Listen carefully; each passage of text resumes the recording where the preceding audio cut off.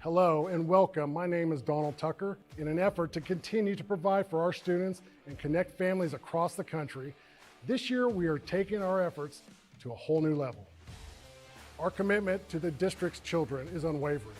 We believe that athletics plays a vital role in the personal growth, character development, and overall well-being.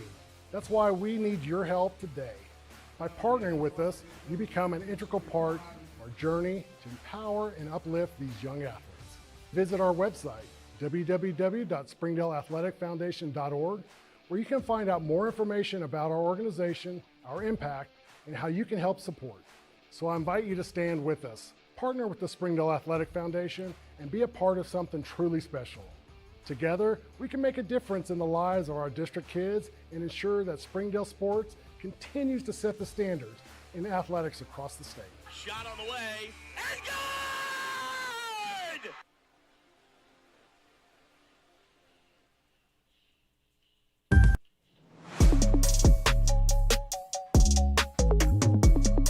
Welcome to the Playbook. We're talking all things athletics. With us today is Springdale Public Schools Executive Director of Athletics, Keith Fimple. Coach, welcome to the podcast. Hey, good to be here, Donald. You've been busy. Well, You've been here 13 months? Yeah, 13 months, working on 14 months. I think our office has been busy. Everybody involved with athletics right now, our administration especially getting back to school. So, you know, there's a lot of busy times going on with a lot of people right now. So, huge career in coaching. Talk to me about Keith Fimple, where it started, and how we get to here. Well, we might have a whole hour on this, but yeah, I started out. I went, played at Alma, played football. Like I said, I'm the son of two wonderful parents. There's no doubt I had a wonderful life. I can't tell you how good it was, but went on to play football down at Henderson and got lucky. Got into coaching. My mom coached me and my brother both a lot of sports. My dad was the more rounding guy. He put us in piano and guitar and, wanted us to go to plays and stuff like that. So he was that guy there, but he's still hard on us when we lost, I can promise you. But I went to Henderson, ended up GAing down there, after I graduated, about 2 weeks later, they hired me to be the linebacker coach, and that's where it kind of started. Had a buddy of mine, ended up going to El Dorado after that. Had a wonderful time down there. Went to Southside and followed Barry Lunny. Coach Williams. Not easy to do. Well, yeah, I mean, the first year we went 5-5, and I'll never forget my roommate in college is who I was with, Jeff Williams, and he's the AD over at Siloam. And I think we went 5-5, and we got in there after the year, and he goes, "Hey, what do you think?" I said, "Man, they don't go 5-5 here." So I was like, "We're going to get fired, man, if we don't win." Well, next year we lucked out and had some wonderful kids, won a state championship with, and then went to Fayetteville with Daryl Patton. Ended up leaving there and going with Chris Wood over at Harbor. Had 4 wonderful years there. Led up to all that.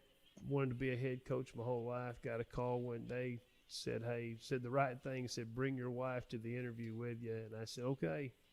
So I went down there and ended up being the head coach at Dick Conway for 5 wonderful years. Right. And then, of course, this has been kind of a place that me and my wife wanted to be in Northwest Arkansas. This kind of came up, and then the rest is history. It is. So you've been at it 13, 14 months. Mm-hmm. When you reflect back from when you started, like what in your mind is the finish line, or as far as do you consider success in next year? When you reflect back and you're like, all right, these are the things we accomplished. These are the things I probably didn't get accomplished. How do you measure that? Well, I tell you, we had some goals, when we got, and there's some people I need to mention here with our administrative assistants first, Jenna Kate and Mary Welch and Christy Whaley. And then, the 2 assistant ADs I have with Eric Burnett and Chris Wood, when we finally got, all that right there at the start going, we'd all come up with some goals that we wanted to do. And, we delivered them to the coaches in our first meeting. Mm-hmm. And I think one of the biggest one was that we wanted to own social media. Right. We wanted to be the most technological, athletic, if that makes sense to you, to pull in kids, to help with these things, not just, Right. but to be on top of it. And those are hard to measure data-wise, but I know one thing, there's nothing that you'll see that doesn't go unnoticed. And what I mean by that, if something happens at George or something happens at Central, our coaches are doing a really good job of putting it out there where people can see it. Right. And some days it might be somebody held a door open for them. We want them to be able to praise these kids. We want to be able to build off of that. But I think we're headed in the right direction with all the goals that we had. Right. Ending vision, like I said, I just want Springdale to be a place where families come, feel welcomed, know that we have these great academic pathways that you can take. We have wonderful athletics, and be able to say, hey, the athletic department is supporting athletics. The administration is supporting athletics, and I think you can see that with everything that's going on. Oh, without a doubt. One of the things I like to do is if you could talk directly to the kids, to the coaches, to your staff, what impression, what would you leave with them? Well, there's only one way I know to do it, and it's to work hard and put kids first. Whatever it takes, like I said, for 27 years, I've, went and picked kids up. I've helped with kids getting meals, and there's nothing that's bragging about in any form or fashion. I always have assumed that's the way it should be. Right. And, if we can provide these kids a great atmosphere for athletics, if the coaches are understanding, hey, no matter what your home life is, no matter what your socioeconomic status is, no matter, where you're at, that's what we're here for, is to provide that for them. Because you're a little displaced with this. With being an AD, my job is to serve and give those coaches the ability, because they're hands-on with them all the time. Right. And I think that's where, we've got to do a good job of just not being in the office. And our office is not. We're, if you get an email, we're probably going to come see you and provide what we can, or at least give you options. Right. I make this analogy, and it started off kind of tongue-in-cheek, but the fact of the matter is the athletic office, specifically, you and Coach Burnett and Coach Wood, are always going somewhere. And one of the things I use is you're just like a duck. I love this phrase, but you're like a duck on water. Like on top, it's graceful, but underneath your legs are going 90 to nothing. Yeah.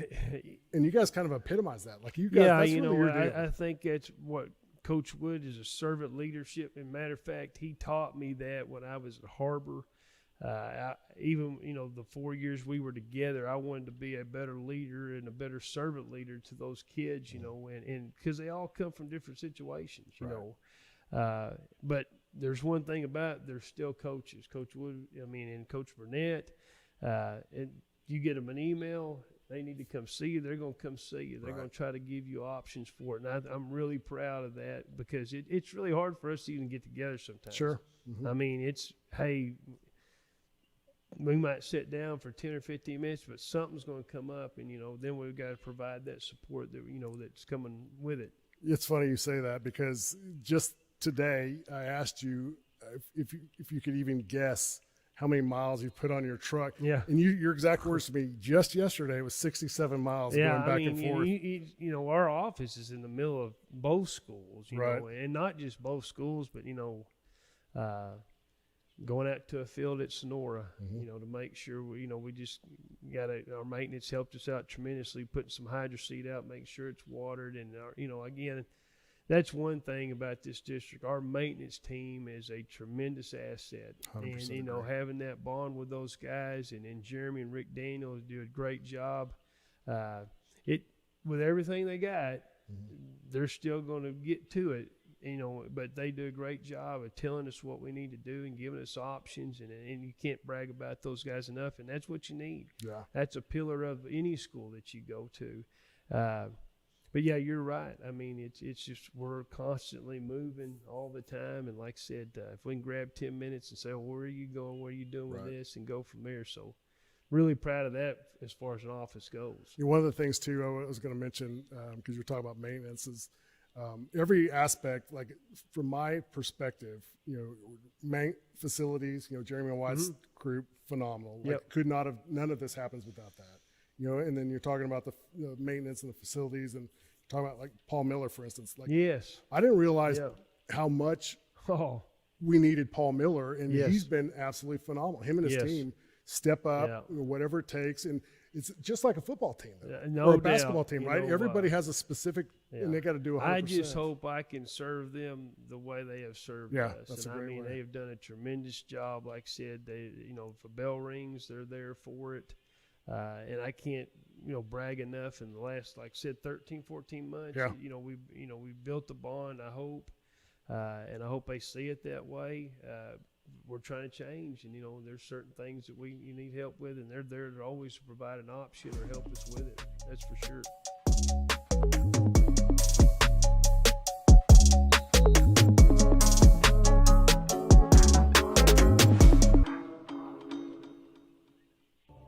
Thank you for supporting the Fuel and Feet program.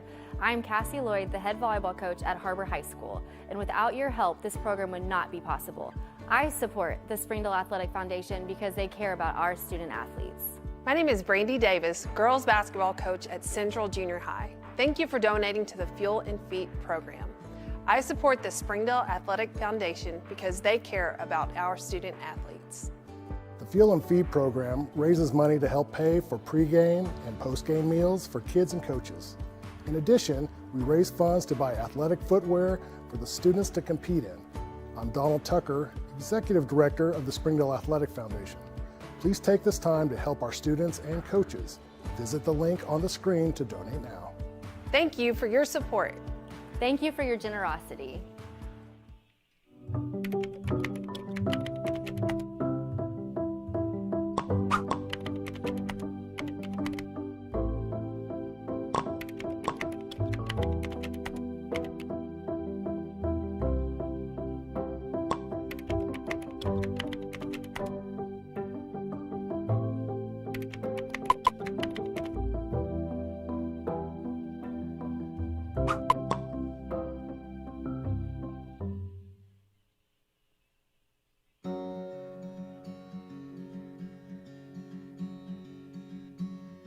Hometown. That word still means something here. It means we're neighbors. We do the right thing. We care about your family. And you deserve the very best every time you walk in the front door.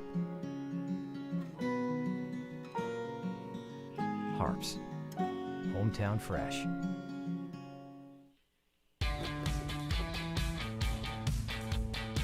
Goodbye, guessing. Hello, confidence. So long, stress. Hello, security. Farewell, running to the bank. Hello, banking from anywhere.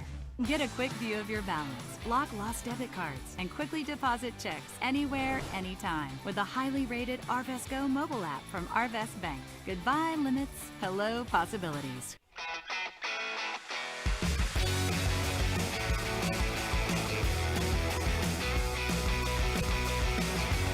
Advanced Manufacturing needs you. For every 4 jobs, there's 1 applicant.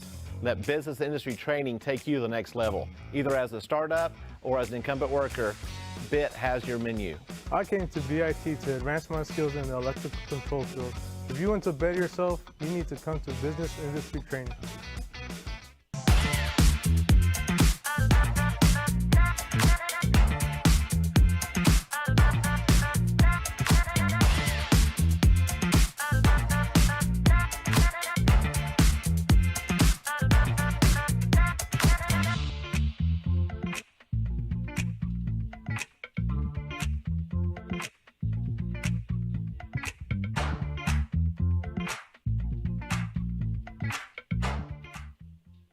Hi, this is Zach Arns, the voice of the Springdale Bulldogs. Are you looking for a new career? Would you like to become a professional truck driver? The CDL Training School in Tawnytown, Arkansas is now opened and accepting new students. You can earn your CDL in just 3 short weeks with employment after you finish school, and PAM Transport will cover your tuition. You will train in the same equipment you will drive once you earn your CDL. Plus, students also receive a $100 weekly stipend during training. Don't wait another minute. Call PAM Transport today. 888-498-2549. That's 888-498-2549.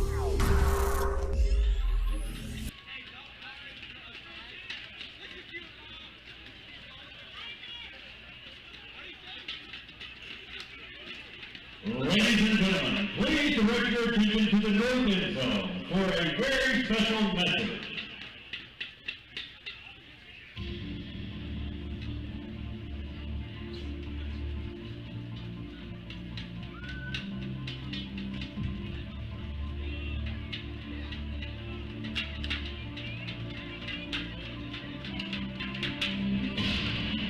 Welcome to Gerald Williams Bulldog Stadium.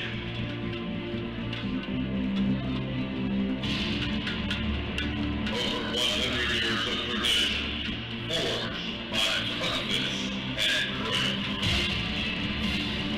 Hey, Gary will have once again. Red iron breakage runs in the blood of these Red Dogs.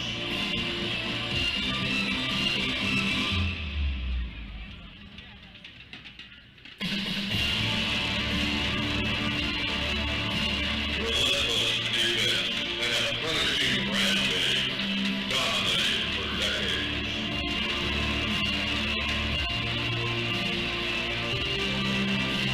One team, one goal brought the eyes of the nation to this place.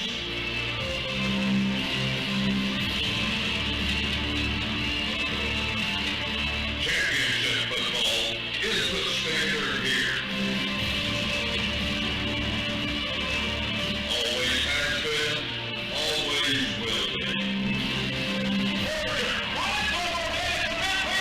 Must have plenty of time for Danny Williams to call it a touchdown. This is Springdale football.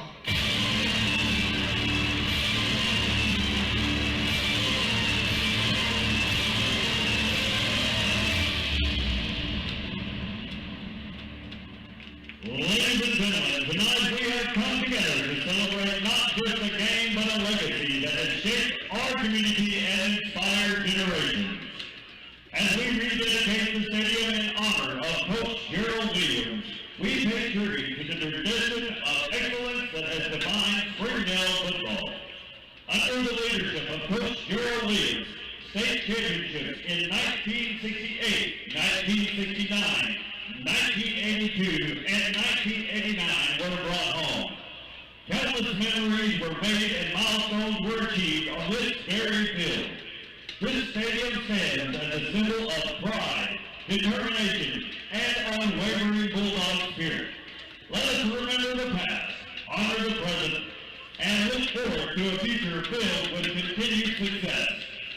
Joining us tonight are former players and coaches who have come home to celebrate Coach Williams and Bulldog Stadium. Please stand and show your appreciation to these Bulldogs from the past.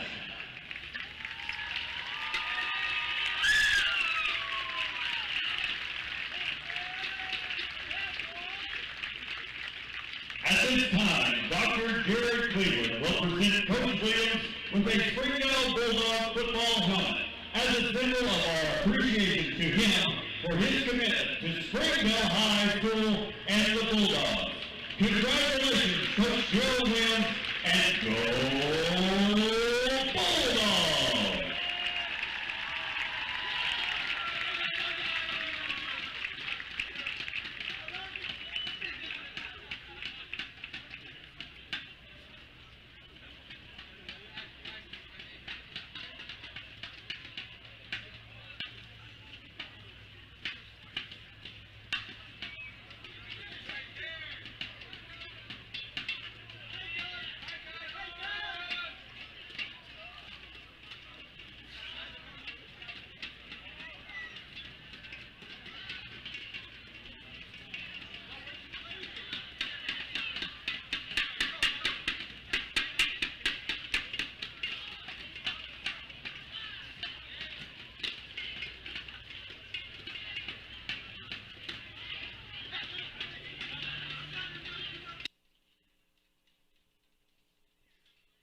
Joe and Larry here with Sam's Furniture. We just wanted to thank you for your business and to let you know that your purchase helps serve so many people. That's right. The culture here at Sam's is to love and serve others in our community and around the globe. So when you buy at Sam's, part of your purchase goes to support one of the many organizations we partner with. You enable us to invest in our children, teachers, veterans, development in Africa, and distributing wheelchairs to those in need around the world. You are a part of this. So from the Sam's Furniture family to yours, thank you. Accidents are never planned. But no matter how small, every emergency that involves a child is a big deal. It's everything. That's why we're here. Arkansas Children's Northwest offers the only pediatric emergency room in Northwest Arkansas with fast access, pediatric experts, and kid-sized care. Peace of mind when you need it most.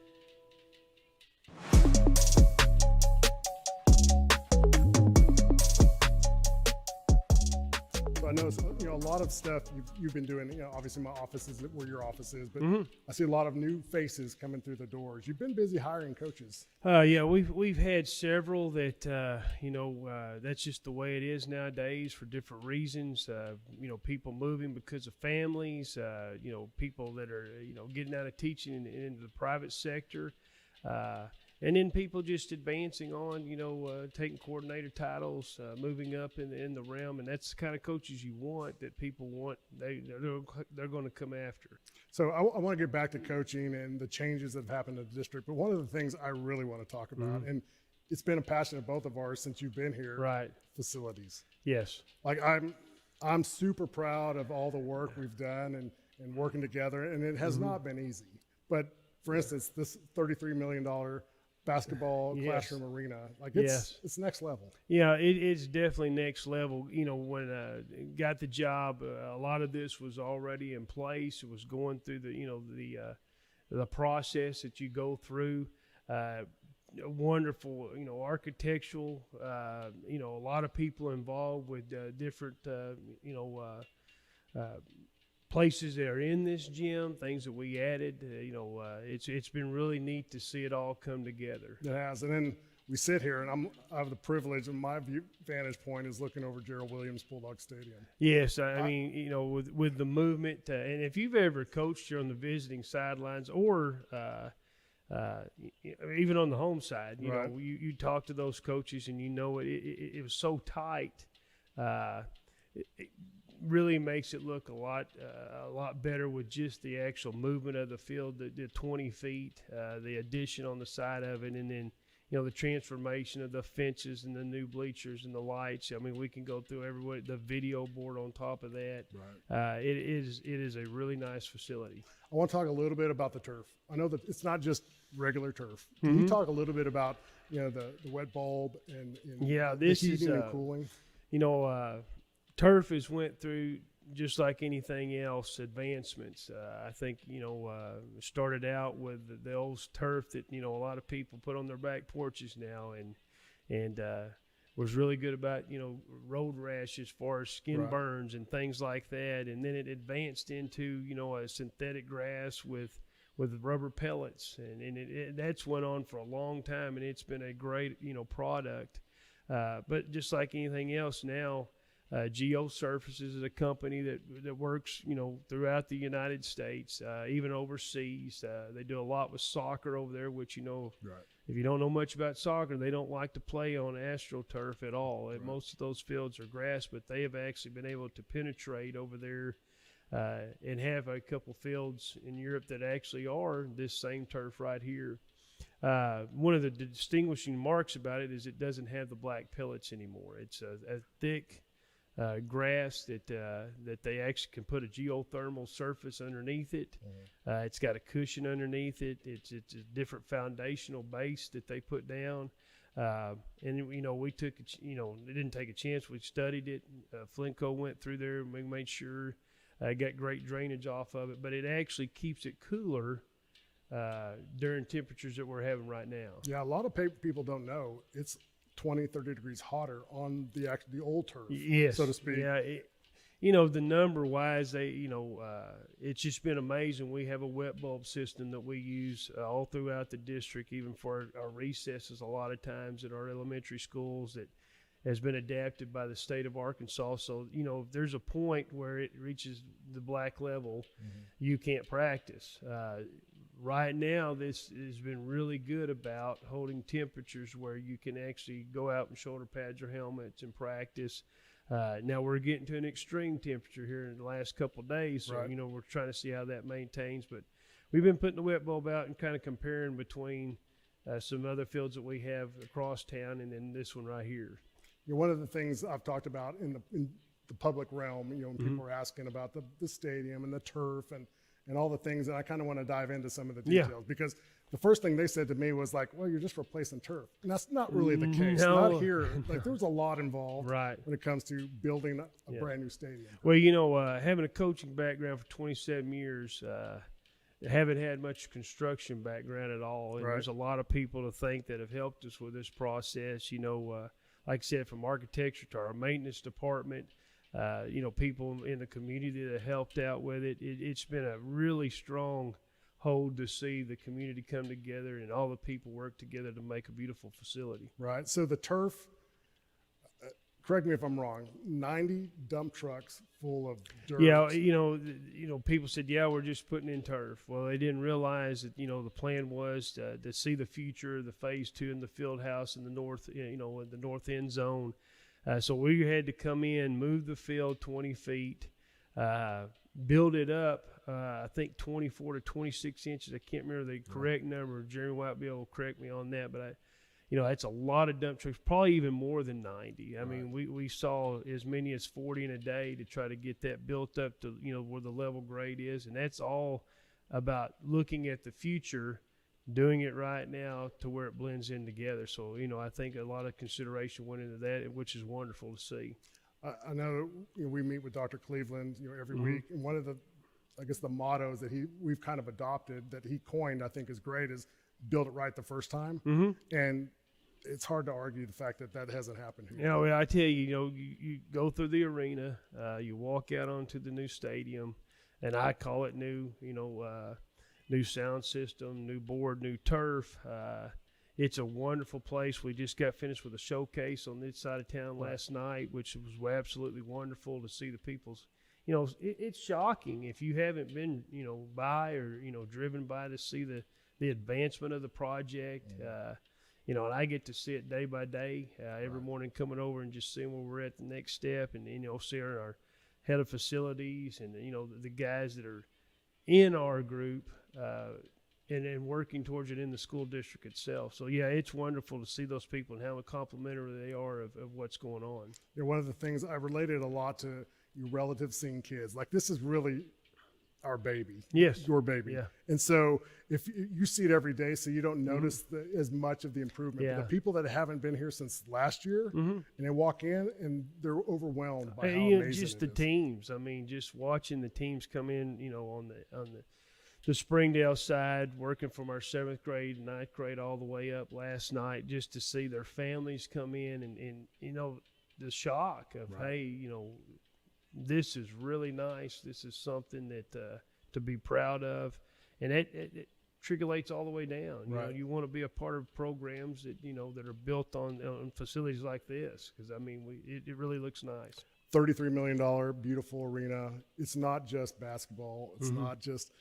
We're in this hospitality suite. What are we going to use the hospitality suite for? What's the purpose? Well, you build a hospitality suite for Friday nights, especially the way this one is set up. It is glamorous, I guess, if you want to call it, with a balcony over the football field to see.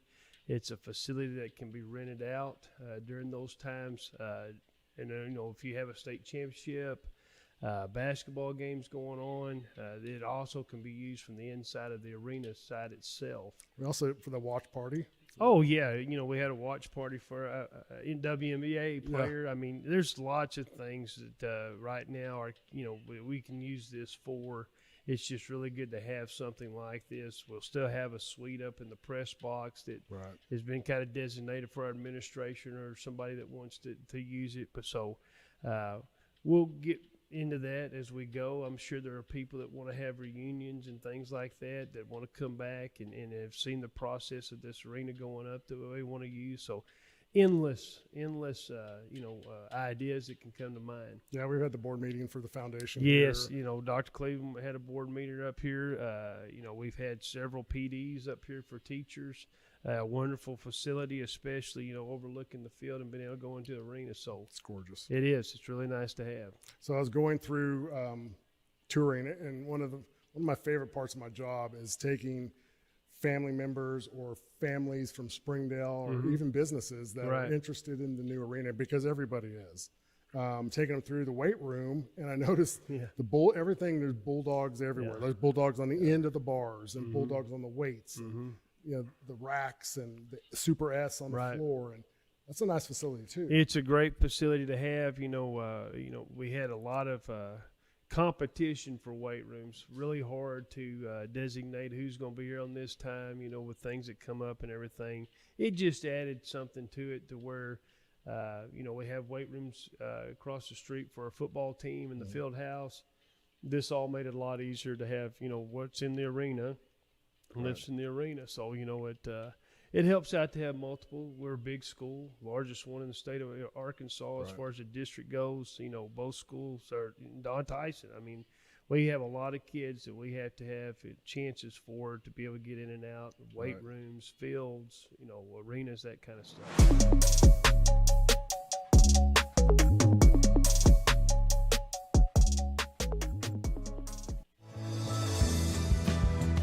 Hi, I'm Mary Jordan. Springdale Public Schools is launching a free weekly podcast called Springdale Today, which will feature news relevant to Springdale families. Springdale Today will feature educational news, district staff and students, as well as influential members of the Springdale community. I hope you'll join us as the free Springdale Today podcast premieres Wednesday, September 11th at noon on YouTube and your favorite podcast app. I look forward to chatting with you more about what's happening in Springdale today.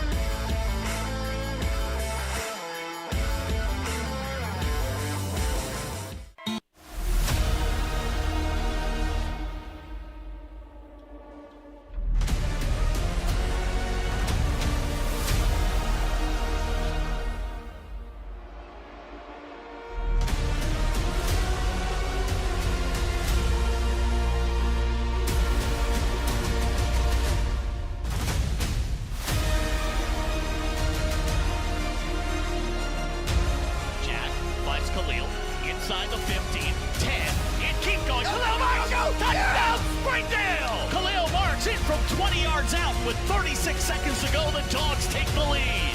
Let's go! Soleil, Grant, fires it. Back in the end zone, it's good!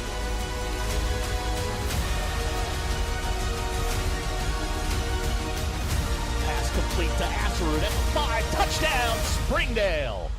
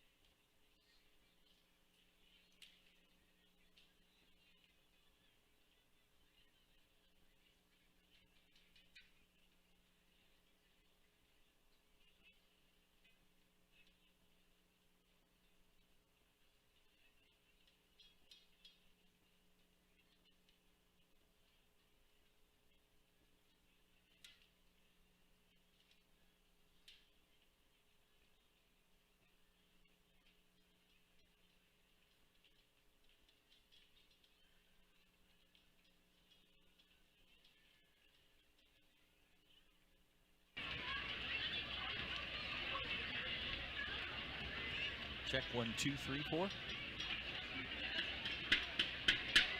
On behalf of Superintendent Dr. Jared Cleveland, Principal Jason Jones, the staff, the students, and the alumni of Springdale High School, it's my pleasure to welcome you to this presentation of Springdale Athletic Foundation Television. Hi again, everybody. Zach Arns, voice of the Bulldogs, high atop the newly renovated Gerald Williams Bulldog Stadium for the 2024 season of Springdale Bulldog football. Happy to have Coach Robert Johnson alongside. And Coach, we wait all summer for this, and here we go again. We're ready. This time it's a little different, though.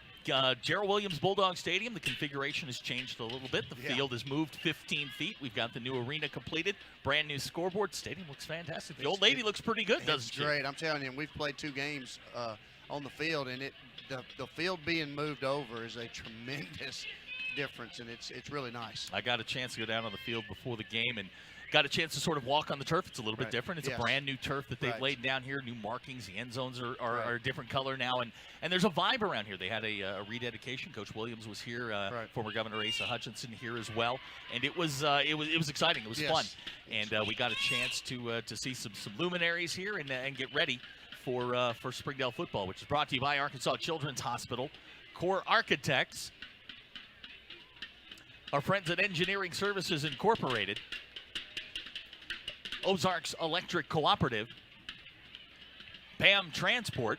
Ladies and gentlemen, please rise and direct your attention to the north of end zone. And at this time, we're going to send it down to the field. The national anthem is getting ready to be played. We'll come back. Coach and I will set up the game. But right now, the national anthem. I pledge allegiance to the flag of the United States of America and to the republic for which it stands, one nation, under God, indivisible, with liberty and justice for all. And now a moment of silence.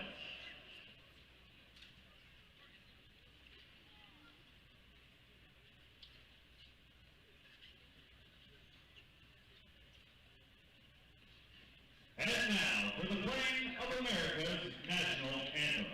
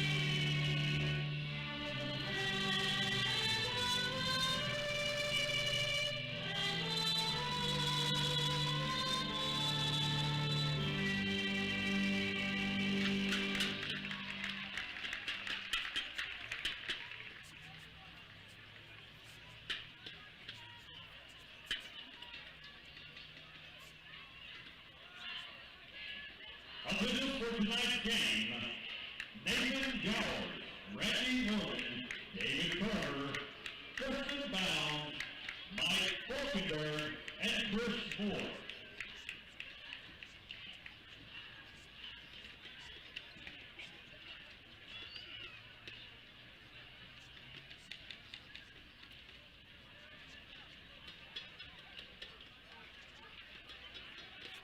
For the coin flip lodge kit, Ricky Balderas, Alex Conley, Jack Pounders are your captains for the Bulldogs tonight.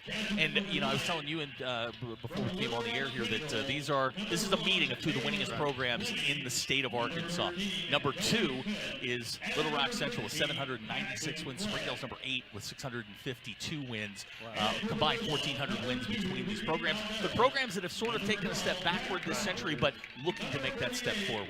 Exactly. You know, when you talk about that kind of stuff, you know, tradition is tradition, regardless of, you know, kind of what that's done. So, you know, historically, these are 2 predominantly rich football schools. So it's going to be exciting. And as we talked about earlier, the last time these two teams played, Yeah. the 04 seasons when Mitch broke his, That's his correct, yeah. ribs. That was in the state semifinals. And Little Rock Central won that game.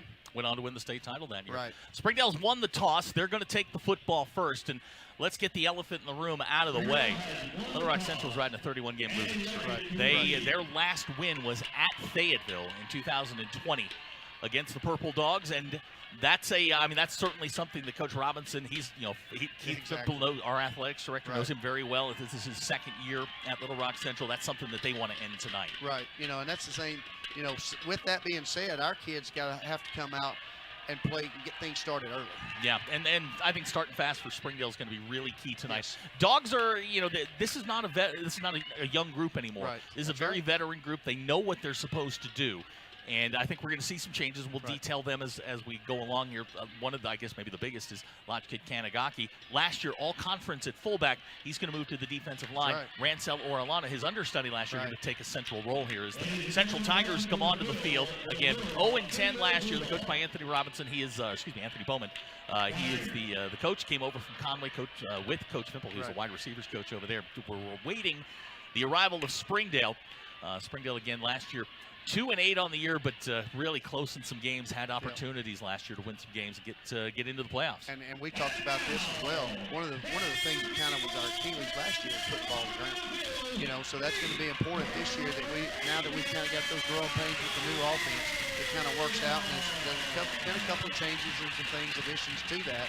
So hopefully those things will be worked out. Dogs come onto the field. And we're about ready for kickoff. Weather tonight looked a little dicey earlier. It was it was a warm week here in Northwest Arkansas. It cooled off today into the low 80s. We had a heavy downpour about an hour and a half. That's why we're coming to you a little bit late. There was some lightning in the area, but looks like we're going to be smooth sailing here as we head into. I think so. They actually evacuated the stadium. Yeah, several times actually. They did it twice. So now that the crowd's coming back in, it's the weather really nice. The wind you can just barely kind of blowing now. So. I mean, it's going to be nice tonight. Yeah, a little swirling wind. It's about 75 degrees right now. Yeah. So it's really cooled off, which I think, Central's not real deep, and Springdale has had issues with depth as well. So this is the kind of night that, you remember last year out at Harrison, it was 98 degrees at kickoff, and we had a little bit of a delay because we're waiting for the wet bulb temperature to come down below the mark that was acceptable. So, again, Springdale's won the toss. They're going to get the football first. And we're going to get to see this new look offense, which is last year was exclusively flexbone. We're going to see some shotgun this year. Yeah, you're going to see a little adjustment to it. And like I said, we were talking too, based on the the kind of kids that we have at this particular time, they feel like being able to do some things additionally in that offense by putting them back in that shotgun is really going to help them. Joel Dunn has it teed up for Little Rock Central. He'll be the kickoff man. He's also their extra point man. Now they will shift their quarterback. Paxton Clegg does the punting. He does some of the longer field goal work. Back deep for the Dogs is number 7, Trey Serrano. He's a new face here on the east side of town. Jacksonville was the opponent last week for Little Rock Central in their benefit game. That was a pretty good game. Yeah. The Central team hit them early, and then Jacksonville got some momentum late. Of course, we know that Springdale scrimmaged Shiloh a week ago Thursday. So we are ready for kickoff. Joel Dunn has it teed up at the 40-yard line. And we are glad to have you along here on Springdale Athletic Foundation Television. My 10th season as the voice of the Bulldogs, your 4th season alongside. And we're glad to have Coach Johnson and have all of you along with us. 2024 season about to get underway. We've waited all summer for it. Dunn's got his hand in the air, and we are underway. It's going to be a short kick coming near side, taken at the 18-yard line. Across the 25 and out to the 27-yard line. That is Noel Howard. And we are underway. Quarterback for the Dogs tonight, Jack Pounders. You know him, 500 yards rushing and passing last year. And he's going to be a key trigger for the Bulldogs on offense. Yeah, this is exciting. You got the linemen. You talked about the experience. These linemen played a lot last year, so they definitely got some experience coming back. So hopefully we can start off on a good note. So Springdale will take over 1st and 10. Ball's going to be at the 27-yard line. And we'll see our first play from scrimmage for the Dogs. Pounders in the shotgun. He's got Carson Hayter alongside. And Rancel Orellana in the backfield. It's a 3 wide receiver set. First play of the ball game. Straight ahead comes Orellana across the 30-yard line, out close to the 32, and that's a good first play for Springdale. You bet. You know, and again, anytime you're in this, when Jack goes back to the shotgun, it's a numbers game then. And he's counting numbers too, and he can audible and check that. He's going to look for the numbers left to right and try to take those numbers and advantage of those. They'll give him they'll give him 31-yard line. We'll call it a 4-yard pickup. Bring up second and medium. Again, the same formation. Orellana, Hayter alongside Jack Pounders in the shotgun. Pounders to Orellana straight ahead. Has a little bit of room. He's going to get out to the 34-yard line, and it's going to bring up third down. Yeah, that time looked like the lineman made contact, and then right as he started getting his penetration, he kind of let him go, and the defense guy took Orellana and tackled him. So just got to finish those blocks. Going to bring up third down and 3. Springdale last year on third downs, 43%. Notice the cards this year too. A little different look. It's a little bit different look. Now they're going to back down into the flex bone. Pounders will go under center. Orellana the fullback. That's Hayter in motion. They'll pitch it to him far side. Hayter's going to be taken down at the 29-yard line. It's going to be a 5-yard loss, and Springdale's going to be forced to punt. Yeah, you know, and running the offense, and we run that.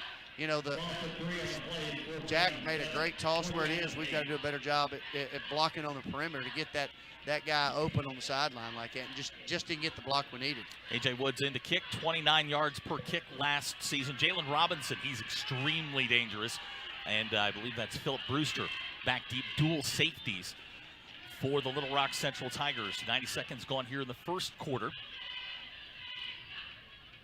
Springdale's first possession goes 3 and out. AJ gets good leg into it. Fair catch called for at the 40-yard line. Ball's on the ground. And I think Brewster's going to fall back on top of it. And it's going to be a first down for Little Rock Central. So it'll be first and 10. Ball's going to go at the 42-yard line. They'll start with good field position. Quarterback for Little Rock Central is number 16, Paxton Clegg. He leads a spread offense. His top targets, Caleb Fleming, he's number 1. He's got to keep an eye on. Zay Daniels, another good one. Philip Brewster, and a guy, kind of their Swiss Army knife, number 11, is Dallas Bledsoe. Yeah, he's up top on the top of the field there. So 4 wide set for Little Rock Central. First offensive play for the Tigers.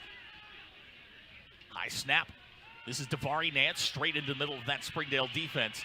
He's going to fight his way close to midfield. They're going to give him the 49-yard line. So Davari Nance, he may be diminutive, but he's obviously a strong young man. That was a good hard run. Sure is. So give him the 49. It's a pickup of 7. We'll bring up second down and 3. It's Brewster in motion. He'll run the orbit. High snap. They hand it to Nance, and he's going to be tracked down behind the line of scrimmage. Alex Conley there, Lodgkit Kanagaki as well. It's going to be a loss of a couple of yards. It's going to bring up third down. Yeah, you know, we talked about Conley having a really good summer. You know, and that right there shows, you know, his pursuit down the line to be able to come from behind and make that play. 3-yard loss, going to bring up a third down. We'll call it 6. Last year on defense, Springdale gave up 41% on third down. That's a really good number in this day and age of high-powered football. This is Clegg to throw. Pass. Incomplete. Looking for Zay Daniels. That'll go incomplete. On coverage there for Springdale, Lyle Sampson. Number 8, and that will bring up a 4th down. And we'll see what they want to do here. Now, Clegg is the punter, so there's no change in personnel. They do this from a spread formation. Right. And that always kind of, you always got to think, it's always a possibility. They're going to try to hard count, and then he's going to probably back up and take the snap, probably about 7 yards, and punt it away. Dallas Bledsoe is alongside, and now he's going to back up. Looks like a punt formation. Snap is a little bit high. Clegg gets the punt away. It's kind of a low knuckleball. It's going to hit it about the 40-yard line and roll down to the 32. So Springdale's going to get the football ultimately where they gave it up the first time around. So both teams go 3 and out on their first possessions. And now, Coach, I mean, you've been down there before. We're going to get the nerves out. Yeah, you got that out. You got it out of the way. And now just kind of relax and just kind of do what you do offensively. I think maybe they were going to come out and kind of see how the front line of Little Rock Central was going to be. So now I think it's going to be a little different look this time. So Springdale go 3 wide. Jack Pounders is your quarterback. Rancel Orellana, Carson Hayter alongside. This 1st and 10. And we've got flags down. There was some movement in the interior line. Just depends on who jumped. Yeah, I think so. I think you're right. So that'd be an easy 5 there. We'll take it. It's going to go on Little Rock Central. Move it out to the 37 and make it 1st down and 5. And this was a, this Springdale team during the scrimmage last week against Shiloh threw it a little bit more than we're accustomed to seeing. Yeah, they did. The wide receivers, Joash Shishiko, he's number 5, Noel Howard, and Trey Serrano. So now they will go back into the flex bone. That's Hayter in motion. They'll give it straight ahead. Orellana's going to have 1st down yardage out to the 44-yard line. So Springdale will get the first down of the ball game, and they'll move the sticks out to the 44. And that's where you kind of see the line there, and they got a good push right there. Glad to have you along here on Springdale Athletic Foundation Television. Dogs opening up the 24 season against a historic program at Little Rock Central. Again, we've talked about this. Little Rock Central riding a 31-game losing streak, and from a Springdale perspective, you just want to kind of get on the boards, get them into that here we go again mode. Exactly, and like you said too, we got to do it early and take care of it in the 1st quarter. Diamond formation for Springdale.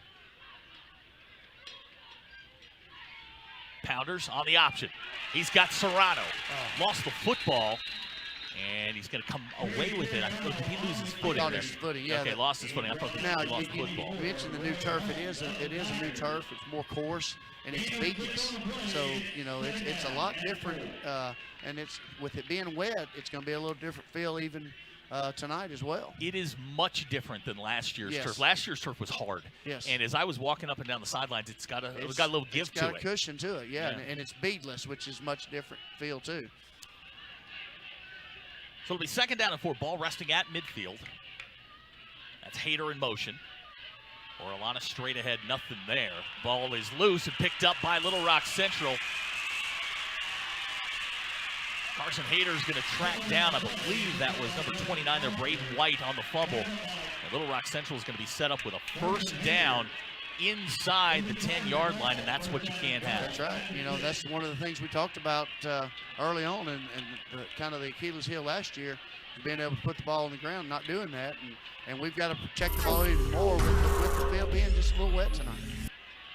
So it's going to be 1st and goal for the Little Rock Central Tigers. Are going to put it down at the Springdale 6, and this is not how Springdale wanted to start the game. Like Springdale last year is minus 16 in turnovers. We talked about it.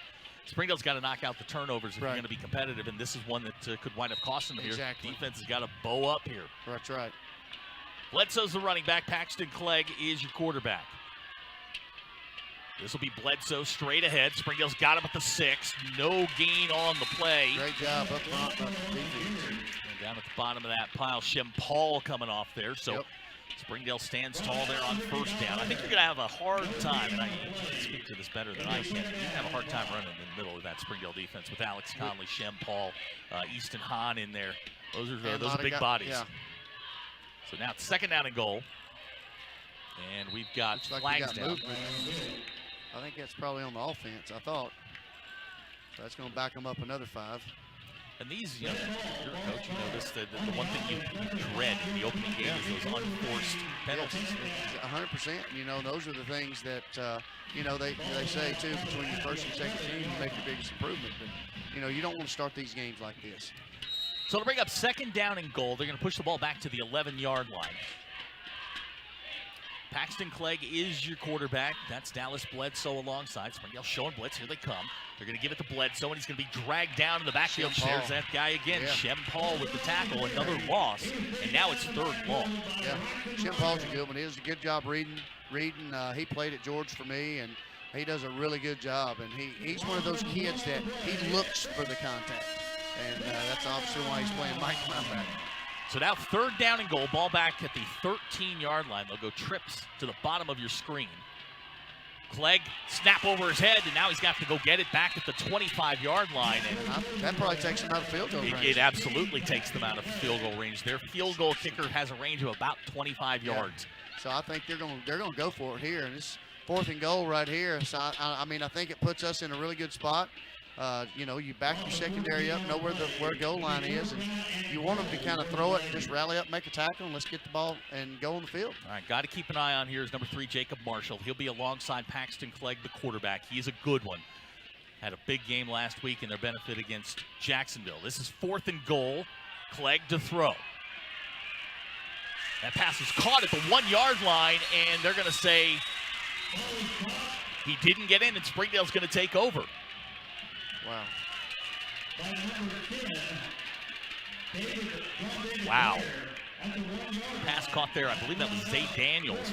But a great hit there in the secondary prevents the touchdown. Springdale takes over at the 1-yard line. So you can't ask for much more. Your defense comes up big. And the Dogs will take over after the turnover. They'll take over. It's actually going to be inside the 1. This first play is going to be big. You can't have any penetration right here. So it's, we get a good look at it. A good hit there. That was a really good hit there. That was Billy Pack on the tackle, and here comes Springdale straight ahead. Orellana gets maybe 2. That's got enough now where we can get something to move off of, and that's what we need right off the line. You know, something right here is just me. You know, this may be a good time here off this same action where you run play action.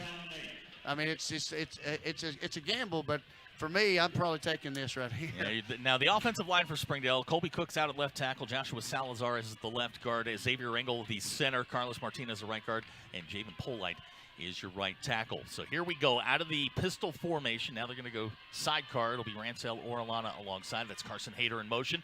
Here comes Orellana straight ahead, right into Cozart. Nothing there, and it's going to bring up 3rd down. Yep.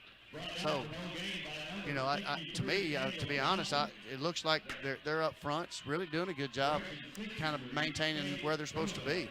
That front is Chase Cozart, 53, Michael Lindsay, 73, Khalid Murray, 42, Jeremiah Johnson, 48. Jacksonville, all kinds of fits last week. Yeah. That is a really good defensive line. Their middle linebacker, 54, Colin Sproles, is probably their best player. He can get sideline to sideline and get after you pretty good. This is going to be 3rd down. We'll call it 8. Jack Powder's in the shotgun in the end zone. Jack, going to throw it, and he's going to go incomplete. Looking for Shoko, and it's going to bring up 4th down. Looks like Jack slipped a little bit. There's been a lot of traction issues on the new turf with it being a little wet, and it's I'm not sure if that's something because it is new turf. Is it a difference in shoe we need to have? Maybe, I don't know. It's and those are some things probably we'll have to kind of figure out. A.J. Wood's going to come in. His first effort was 29 yards, back deep for Little Rock Central. It's Jalen Robinson, Philip Brewster, and they are anticipating really good field position here. And it looks like we're going to get a timeout, Little Rock Central. 4:43 to go here in the first quarter. We're going to take a quick timeout. We'll be right back. You're watching the Springdale Bulldogs on Springdale Athletic Foundation Television.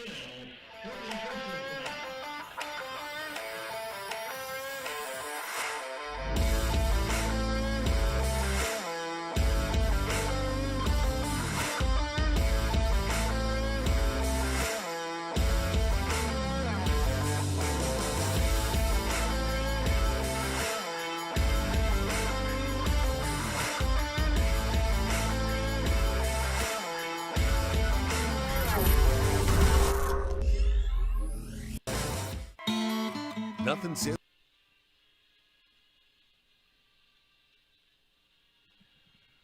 So it's going to bring up 4th down. Springdale going to send A.J. Woods out to punt again. His first effort, 29 yards. Jalen Robinson is going to go back. They're going to come after this, it looks like. So. Well, and this is time, too, tight punt situation right off the bat. You know, it's something they probably, I know they've worked on, but something you don't want to be in early in the season. Tight punt. You know, you can say the punter's about to step off the back line there. He's got to be real careful not to step out. Snap's good. A.J. gets it away. It's a high end-over-end kick, but very short. It's going to hit at the 20-yard line, take a Springdale roll out to the 21, so it's going to be a 18-yard punt. And for the second time, Little Rock Central is going to get the football in the red zone. Yeah. You know, and that's one of those things where you almost would – you kind of hope the punter would have got an end-over-end where at least it hits and it rolls a little bit. But, hey, take what we can get, and defense has got to step up and give us the ball again. So they'll put it at the 22, and it'll be 1st and 10 as Paxton Clegg will bring out the offense for Little Rock Central. He'll have Jacob Marshall alongside, and the Springdale defense going to have to stand tall again. 4:22 to go here in the first quarter. And this is Marshall.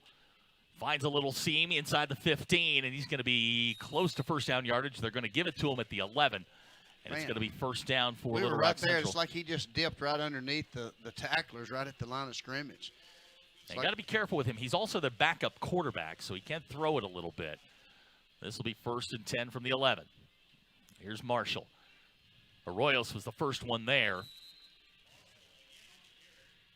Well, right now, like you said, our front three is kind of doing what they want to do. They have to continue to do that, and Arroyos is making like he's supposed to. Ione Samuel was the one that cleaned it up. Julian with first penetration, and now it's going to be 2nd down and 11. Springdale asking this defense to make another stop inside the red zone. As the clock continues to run here, 3:36 to go. And now we've got whistles. Looks like he's back judge over here. I'm not sure what it's.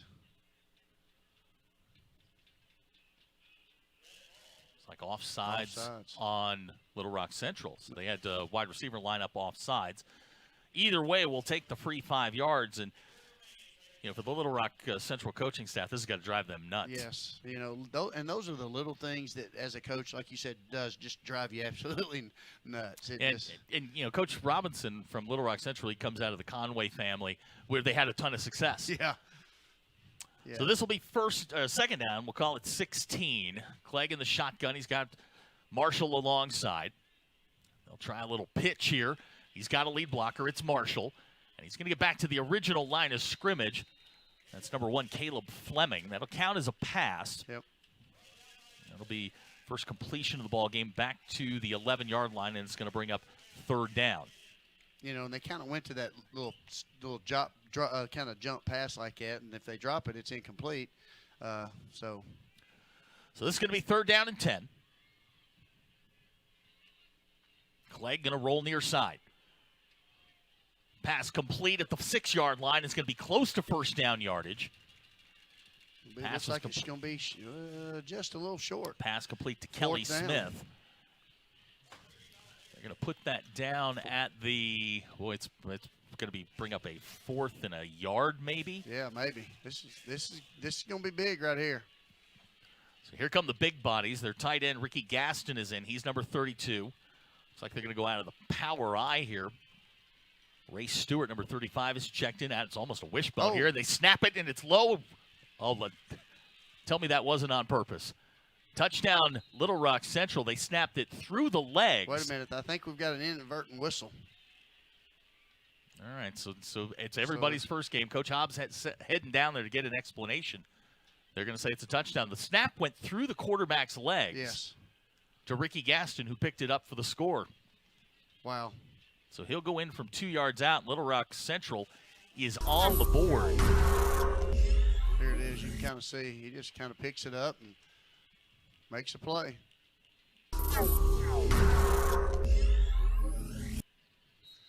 That's one of those things that, we just kind of hesitated. And that hesitation, the back didn't. He grabs it and takes it off. Joel Dunn on to try the extra point. Clegg is the holder. John David Bear, the snapper. Ball's on the way. And it's good. So our new score with 2:16 to go here in the first quarter. Little Rock Central 7, Springdale nothing. We'll be right back. You're watching Springdale Athletic Foundation Television. Nothing says game day like good friends and great food. And at Slim Chickens, we know great food. From our 100% all-natural chicken tenders, fresh-made wings served with house sauces, to delicious chicken sandwiches, crisp salads, southern sides, and desserts you just can't get anywhere else. At Slim's, we have the food you love, made fresh for the people you care about. Dine in, drive through, or order online. Slim Chickens. Fresh, delicious chicken.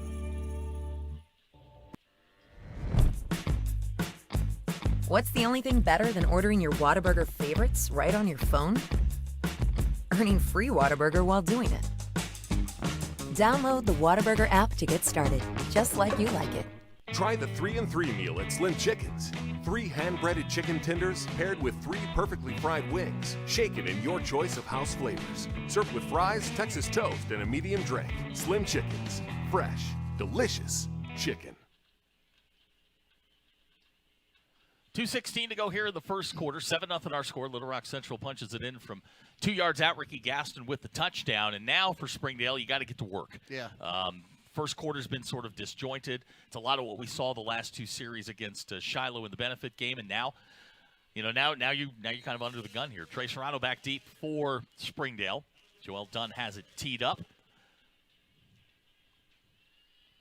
going to be a short end-over-end kick coming near side. Noel Howard at the 19. Howard out to the 25, looking for some room. He's going to get knocked down at the 26, and that's going to be all. And that's where Springdale will take over. 1st and 10 with 2:10 to go here in the quarter. I'm just kind of looking in. It kind of looks like our kids kind of hit a lull for a second. And this is the point right here. We, like you said, we got to pick it up and got to continue to play hard. So they'll put it down at the 26-yard line. Springdale take over 1st and 10. Shout out to Meredith Hutchins, 2 of her babies. We're quarterbacks here at Springdale. Glad to have the Hutchins along, watching up near Beaver Lake and Rogers.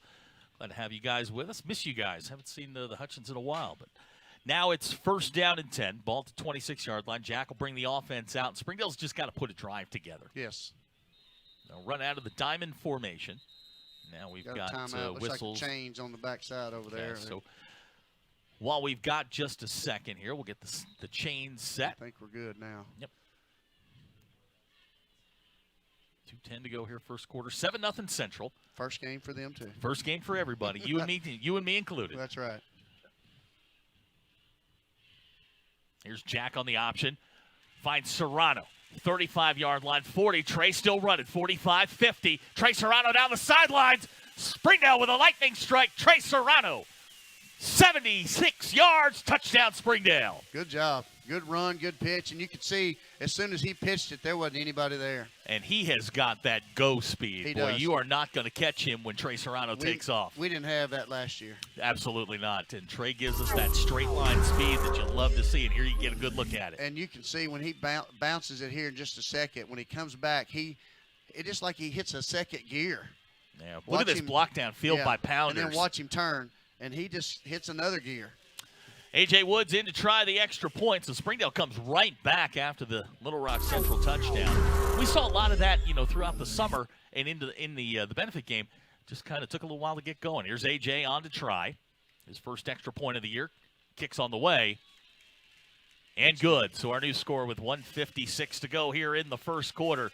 Springdale 7, Little Rock Central 7. We'll be right back. You're watching the Springdale Bulldogs on Springdale Athletic Foundation Television. All right. During the Great Depression, nothing came easy. Hey Northwest Arkansas, Lara here at Sam's Furniture. If you're looking for new furniture, we have over 170,000 square feet selection at everyday low prices and same-day delivery available. But the best part is that we love to serve our community. So when you buy at Sam's, part of your purchase goes to support one of the many amazing organizations that we have been blessed to partner with. Serving others, especially those in need, is our culture here, and we hope that you'll be a part of that too. Arkansas's largest furniture destination, get it at Sam's.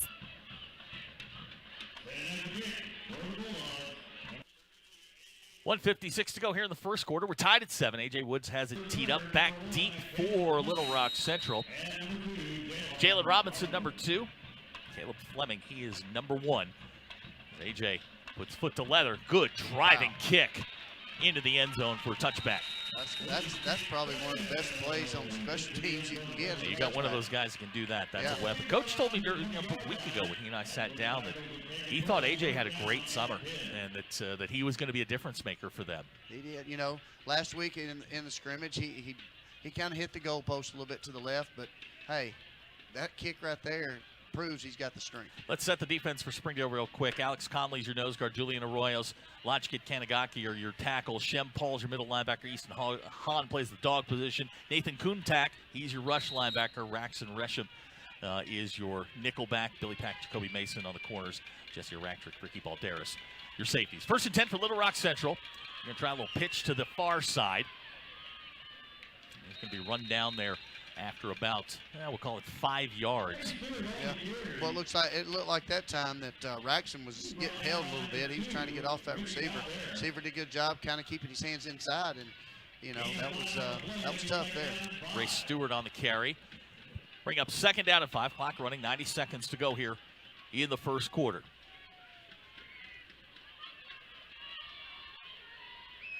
This is Stewart straight ahead. He's going to have first down yardage across the 30-yard line. Royos right there hitting him in the backfield, just not enough to bring him down. And those are big-time plays we need to make.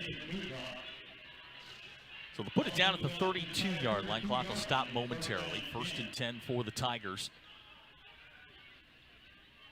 Clegg fires far side, pass complete at the 31, and he's going to get knocked down. I think Raxon got him. Yeah.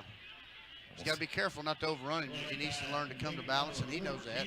They coach it up, and we coach it up, and so just come to balance and make the play right there, not overrun him. That was Bledsoe on the carry. They'll give him the 35-yard line, so it'll be a 3-yard pickup.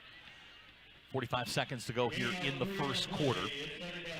We'll go with 2 running backs alongside Paxton Clegg. That's Marshall in motion. And they're going to swing it to him. Marshall, pass complete. And he's going to get first down yardage. Looks like they're going to put him down to 43. That'll be enough for the first down. You mentioned kind of the quarterback has a different release, and you can kind of tell there he looked like the outside, and he hits the inside receiver just because of the release. Yeah, he doesn't have the strongest arm in the world, but he doesn't put the ball in danger, which I think is as an offense you're very thankful for. He manages the game. Kelly Smith checking in. He's the tight end. And we've got whistles. I think they got him on that stem. Yeah. Yeah, it looks like the umpire threw it right at the Simmons had like a double snap. Coach Hobbs uses that a lot. Yeah. The sort of slow momentum.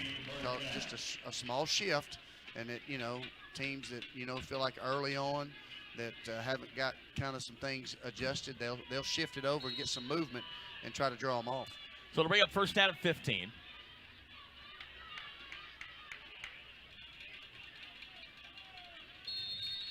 And that's going to be the end of the first quarter. So our score after 12 minutes, Springdale 7, Little Rock Central 7. Coach and I will be right back. You're watching the Springdale Bulldogs on Springdale Athletic Foundation Television. Hola a todos, soy Maribel Tapia y quiero compartirles algo que nos llena de orgullo. Queremos que sepas que tu familia, logros y sueños nos importan. Porque contando nuestras historias, conectamos nuestra comunidad. Los esperamos para celebrar juntos los nuevos episodios de esta temporada en Facebook Escuelas de Springdale, Spotlight Latino Univision y Telemundo Arkansas. Recuerda, yo soy Maribel Tapia y te espero para un cafecito y charla. Thank you for supporting the Fuel and Feet program.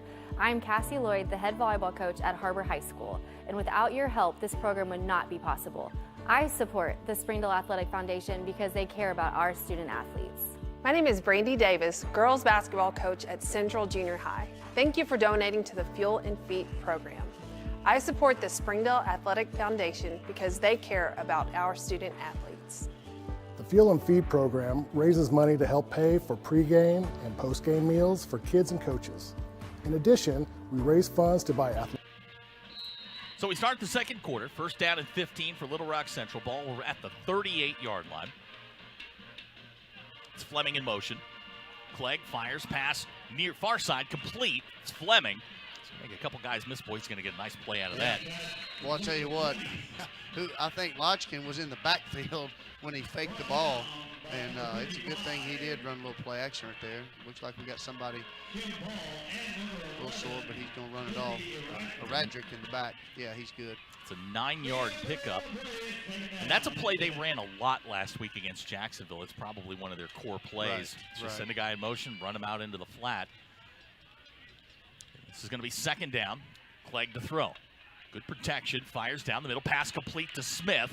Balderas meets him. Smith keeps going.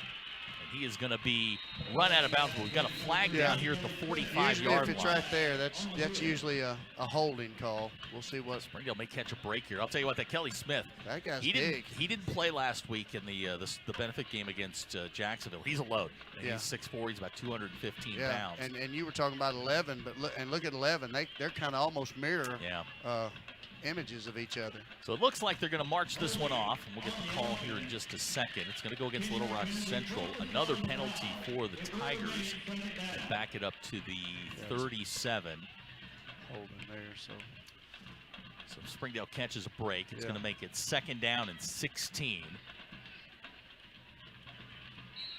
To this point in the ball game, that is the 5th penalty. I was gonna say, got to be 5 or 6. 5 penalties right now against Little Rock Central. Clegg fires, far side, pass complete, met immediately. Bledsoe with the catch. But he is met right away. Good job by Jesse right there, Yep, breaking on the ball. yeah. He did a good job breaking on the ball. Good strong hit. And it's going to bring up 3rd down. Ball's going to be placed at the 39, so it's just a 2-yard game. This will be 3rd down and 14. So far on the night, Little Rock Central 0 for 3 on 3rd downs. Springdale backs out, just going to rush 3. Clegg, plenty of time, fires down the middle. Pass looking for Bledsoe, pass incomplete. Electric on the coverage.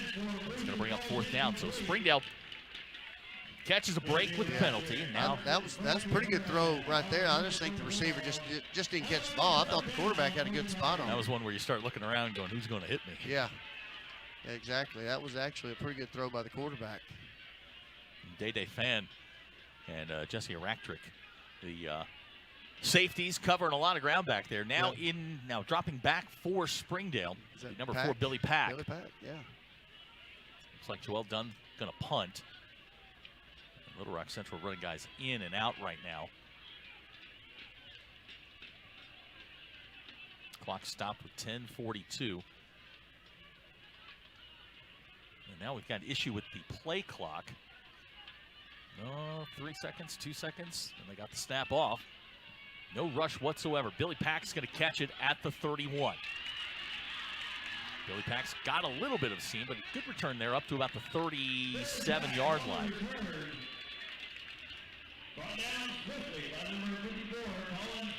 That's where Springdale will take over, 1st and 10. Last time they had the football, Trey Serrano went 74 yards for the touchdown, and now I think the offense is sort of settled in. Got a little confidence now. Let's we just got to continue that. Be consistent doing that. So 1st and 10 for the Dogs. 10:33 to go here in the half. 7-7 our score. Springdale to this point has run the ball. Let's make sure I get this right. 9 rushes for 91 yards. They've yet to complete a pass. Here's Jack on the option. Same play they scored on. Here's Serrano. Makes the move. 45-50. Trey Serrano's got the Jets on. He's got a convoy out in front of him, and he's going to be pushed out of bounds.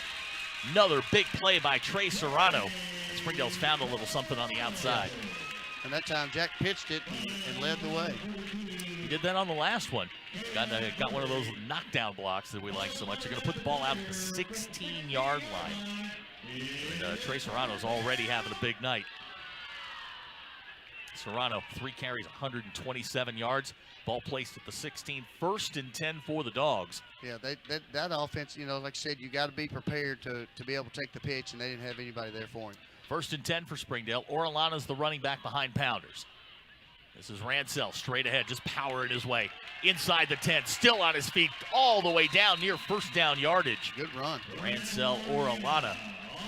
Well, that's definitely, you can tell the weight room starting to take over and being able to transfer what you get in the weight room and be able to take it out here. But we forget, Ransell had a huge game last year against Heritage, had those 3 touchdowns, had over 100 yards. Yes. And then dealt with injuries kind of the rest of the season. Right, just kind of never got healthy. So this will be 2nd down and 1. Springdale going to go into the flex bone. Serrano in motion. They give it straight ahead. Orellana 1st down to the 4-yard line. Yep. And I think this is what Coach Hobbs wanted to see was this offense. Big plays on the outside with Serrano and Noel Howard, and then just pound away. Yeah. And anytime, you look at Central with, 6 to 7 penalties already, which tells you, they've got some things to work on. And in this offense, you got to be sound defensively. And if one guy's not where they're supposed to be, anything they do is wrong. So we just continue to do what we do. Central's not real deep. And this is something that Coach Hobbs was definitely aware of, that they wanted to just sort of lean on them and lean on them and lean on them and sort of wear them down. Right. This is going to be first and goal, ball at the 4-yard line. Orlana straight ahead into the end zone. Touchdown, Springdale. And that play there, you've got the option to one side. You got the zone to the right side, which Orlana took the zone. And then Jack comes back. If he reads it, he runs the option back to the other Central's side. very aware of where Trey Serrano is. I mean, every time, watch this. This is a good, strong run here as we watch it from ground level.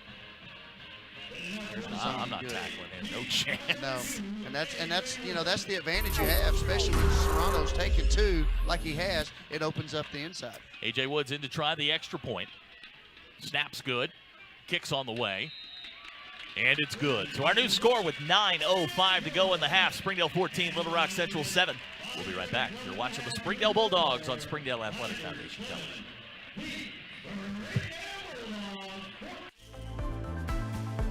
If you need that love, support, somebody to push you, to tell you can do it, I would tell them to come to Clam Transportation. It's a family here. It's not just a regular company. They will look after you. They will show you that you are important and you are welcome here.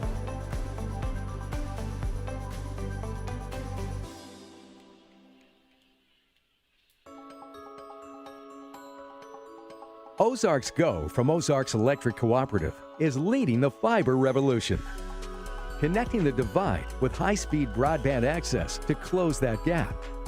From cloud to cloud, post to post, from downtown to way out of town, to connect our customers to a world of blazing speed and access to absolutely everywhere.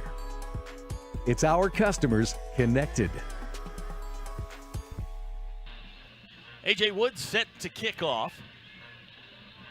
Boy, it's another one. Knocks that one into the back of the end zone. That's a little deeper. That's about 7 yards. That's a weapon. Yes, I mean, when you can make them go 80 yards, you got to be feeling good. So Springdale goes down. They get the touchdown off the big run by Trey Serrano, sets them up in the red zone, and now all of a sudden Springdale's got the momentum. You bet, 100%. Now what the defense needs to do is respond again and stop them 3 and out, get the ball, and let's put up another one.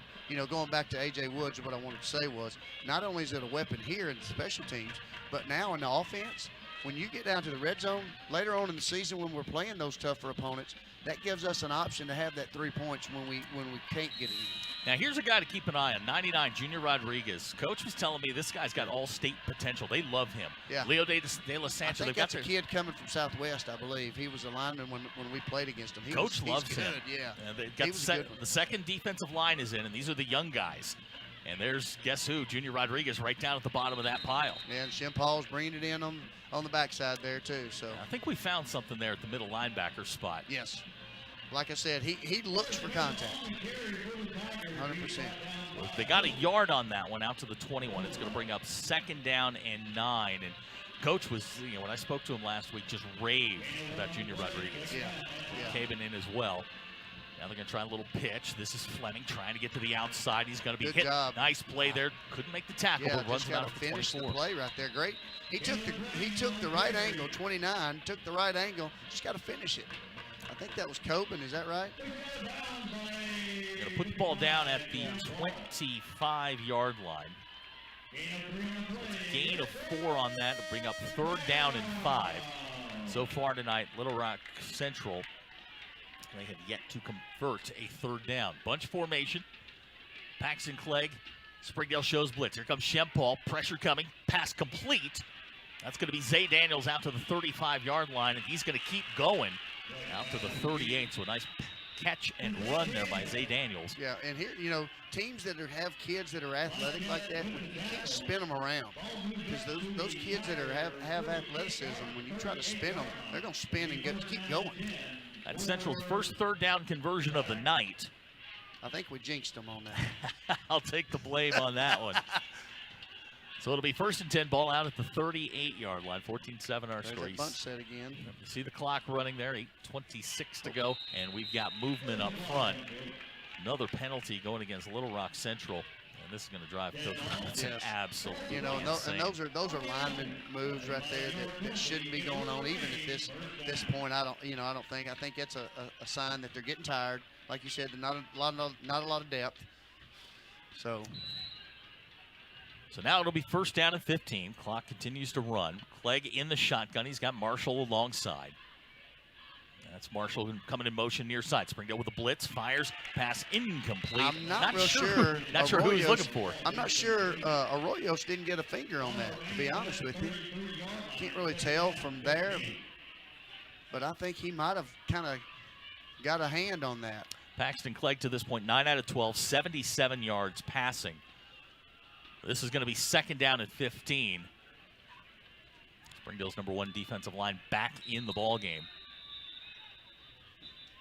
Timeout. I think Coach Chicks wanted to make sure everything was set up the right way. So we got a timeout, 8:12 to go in the half. Coach and I'll be right back. You're watching the Springdale Bulldogs on Springdale Athletic Foundation television.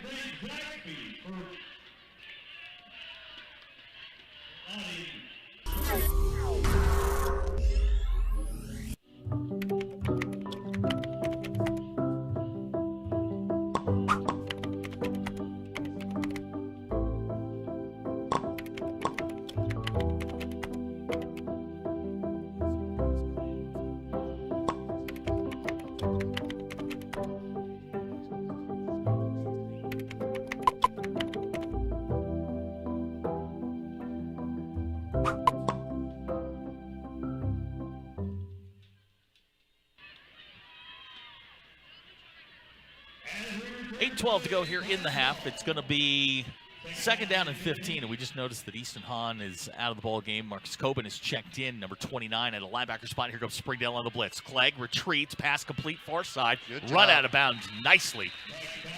I'll tell you what, that was a great job inside out of the linebackers, and then an even better job out of the outside, running him down. That was Marshall on the catch.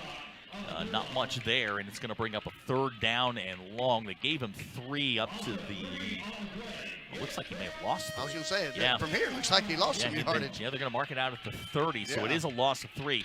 And now it's going to be third down. Line to makes the 48 of Springdale. Springdale goes 3 down. Clegg in the shotgun, Marshall alongside.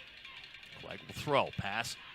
Far side is complete and then incomplete. Knocked away there. Jesse Eraktrick intended for Philip Brewster, and Springdale going to force another 3 and out. Yeah, and you mentioned early how accurate the quarterback. He doesn't, throw a bad.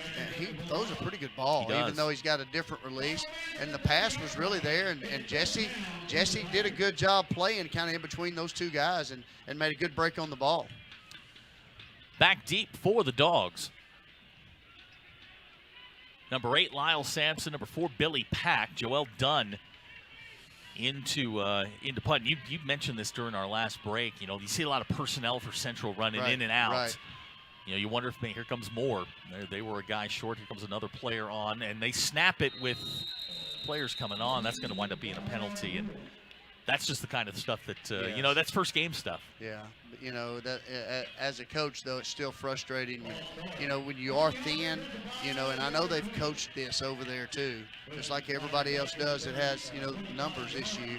Your backups have to pay attention and watch, and when those kind of things happen, you got to be ready to do that. And that's something the coach will get adjusted, and he'll make sure and get that corrected. So it's going to bring up 4th down and 18.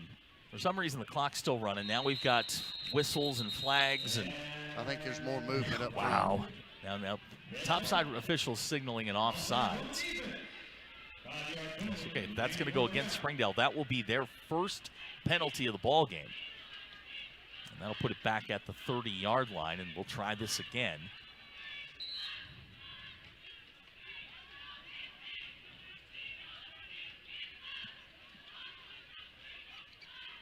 Snap's good, and the kick's away. It's end over end. It's short.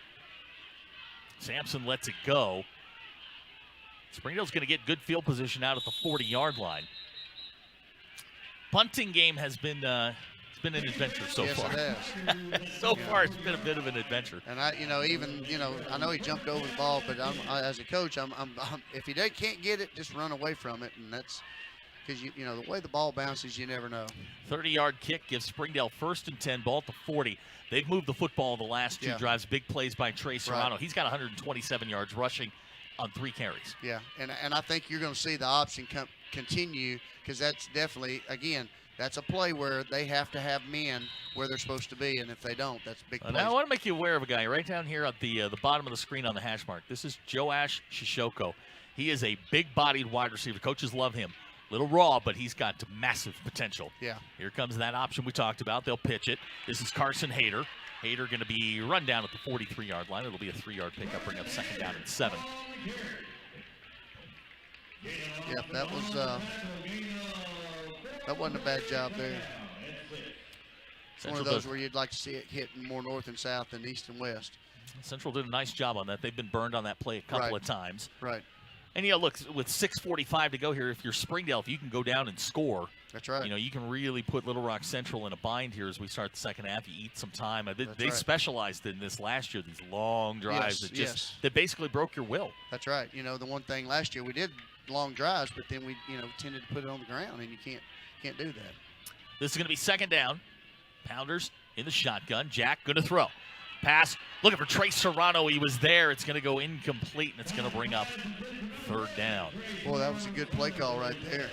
Really was. I like it. Really was. Trey was there, just got to put a little bit more under it.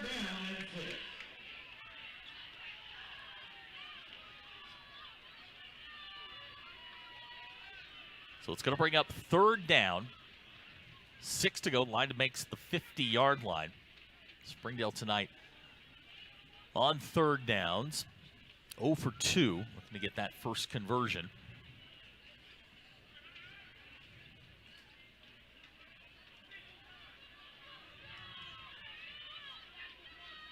Sammy Isaiah is now in the backfield. Here's Jack.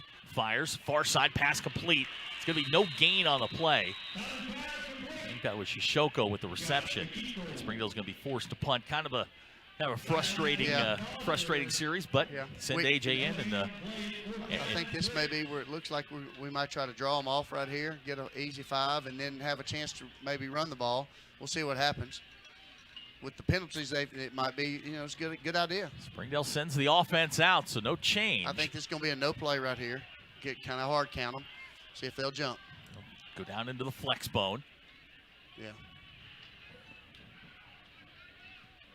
I figured that, and he'll probably wait till 1 second and call timeout. Plenty of time on the play clock, 10 seconds. And we're going to get the timeout, Springdale.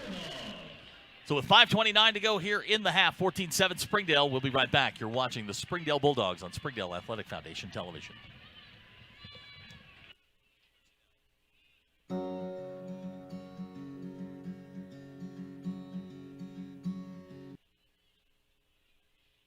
Hometown.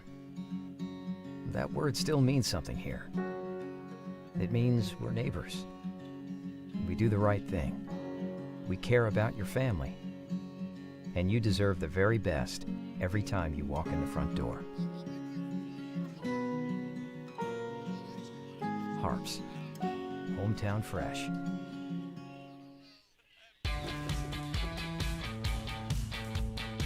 Goodbye, guessing. Hello, confidence. So long.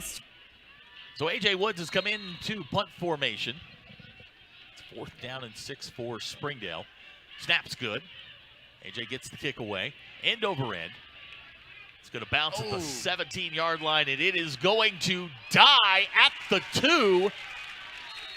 I think they're going to call it down. Sure are, at the 1. I love it. What a punt by A.J. Woods. Great job by Billy Pack hustling down the field and keeping that ball out of the end zone right there. That is a 55-yard punt. That is a career long for A.J. Woods. That'll help that 29-yard average. Yeah, it sure will. That's I think that's what you said earlier. 29 last. It was 28-7 last year.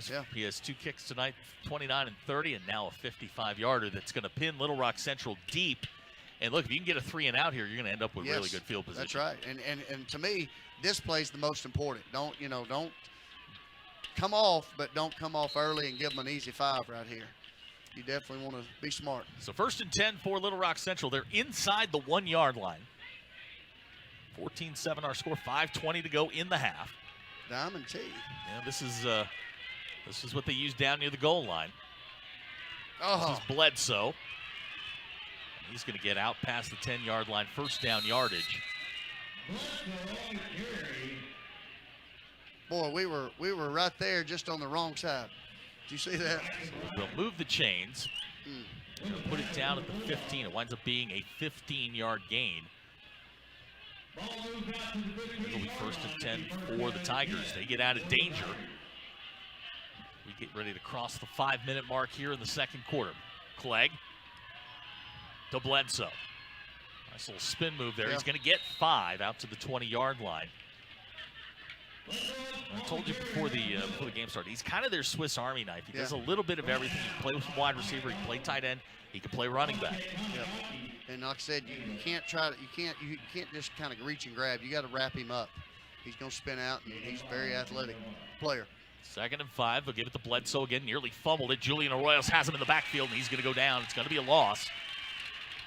Arroyos I'm not so sure they've blocked him all night. No, he's been in the backfield quite a bit. This is a young man last year that had a huge stop against Farmington on a 4th down that got essentially got Springdale to win. Yeah. Had 2 tackles for loss last year, 1.5 sacks, and now it's going to be 3rd down.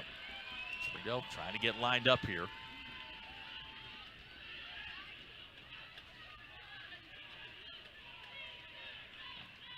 Clock running, just under 4 minutes to go. Clegg to throw.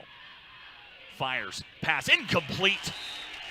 And Springdale's going to get the football back with we'll say about 3:40 to go. And that Coach, that's catchable ball if you're. Yeah, it is. It's a you're very Zay Daniels. And they've done that on both sides, and they've missed both, and we've been there to hit them, but I'll tell you what, at some point you can't continue to give them those kind of shots. I think. That looked like it would look like a too deep zone, and you hit him in the zone. Yeah, that's right. He sure did. That was a good throw. It's just they've unfortunately didn't catch the ball. Unfortunately for us, he didn't. All right, Sampson and Billy Pack back deep. Joel Dunn. And again, they're missing more players, and kind of like what you and I were talking about earlier. And they get tired, they get frustrated, and they lose sight of the timeout. Yeah. Well, we're going to hold it right here. Coach and I are going to talk this through here. The clock continues to run. They'll reset that. Springdale's going to have about 3 minutes and 50 seconds here. And it feels like a first game. Yeah. A lot of new faces on this Springdale roster. And, I think if you're going to go into halftime with a 14-7 lead, I think you're going to feel pretty good about yourself. Yeah. You'd like to get 21 on the board, but you take the lead going into halftime. Yeah, you'd much rather get another score. And with us, the way our offense is running, you'd like to kind of get it kind of clicking a little bit better. And right now, I think that's what they would want out of this next 3 minutes and 48 seconds, whatever they put back on. And so, yeah, we definitely need it to be moving our way. I'm a big proponent of play counts. Thus far, Little Rock Central, 29 plays for 107 yards. I think you'll take that. Yeah. Springdale tonight, 17 plays, 158 yards of total offense. You're right in that 8-9 yards per play situation. Good. That's pretty good. So Dunn is in to punt, and again, out of the timeout, we're running people in and out for Little Rock Central. That's real frustrating as a coach. You come out of a timeout, and you should have everybody there. Springdale doesn't have anybody back deep. Guess they're anticipating a fake. Possible fake, or maybe, maybe they're going after it. Maybe. So we'll wait and see here. So referees get everything set. This is definitely a punt safe. They put 3:48 on the clock. So Springdale's going to have ample time, and they've still got one timeout left. So here's the snap. Dunn gets the kick away. Short. Springdale doesn't go anywhere. They're just going to let it bounce, and they're going to get great field position. This is going to roll back to the 40-yard line. So the Dogs going to start at the 40-yard line of Little Rock Central, and I think if with 3:47 to go, you can't feel any better about this. I feel pretty good about that, 100%. I think the first play you got to have positive yards. I'm not so sure you don't come right here. Maybe do your play action off this coming right out of this. So Springdale take over 1st and 10, ball at the 40. He's Coach Robert Johnson. I'm Zach Arns. Glad to have you along here on Springdale Athletic Foundation television. Opener for the Springdale Bulldogs. They lead 14-7, 3:46 to go in the half. Springdale with great field position here. Kind of a shaky first quarter, but they really got their footing here in the second quarter. So here we go, 1st and 10, ball at the 40. Pounders on the option. Jack's going to keep it. Going to get the corner, 30, 25, 20. 15, 10-5, touchdown Springdale. Good job. Looks like we got some flags. I'm not sure. It looks like we've got several. I think we may have. I don't know if he hit us. Or We'll wait and see here. But Trey Serrano kind of had his head in his hands. Is it Serrano or Noel? I'm not sure. Maybe Noel. I can't see over there. It is Noel. Trey, I apologize. So let's see what we got here. We got a flag. I wasn't paying attention over there, so let's see if we can kind of see something here.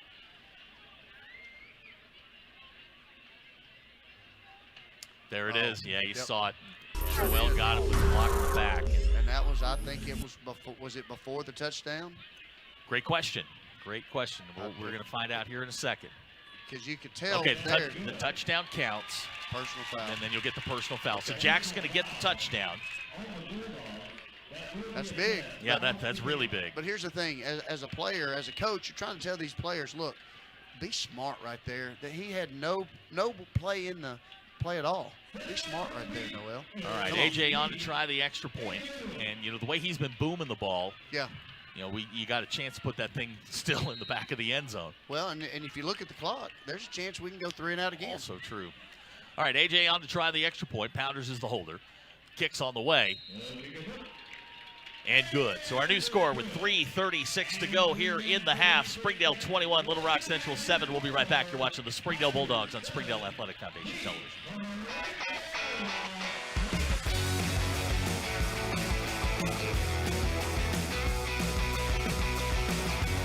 Advanced Manufacturing needs you. For every 4 jobs, there's 1 applicant.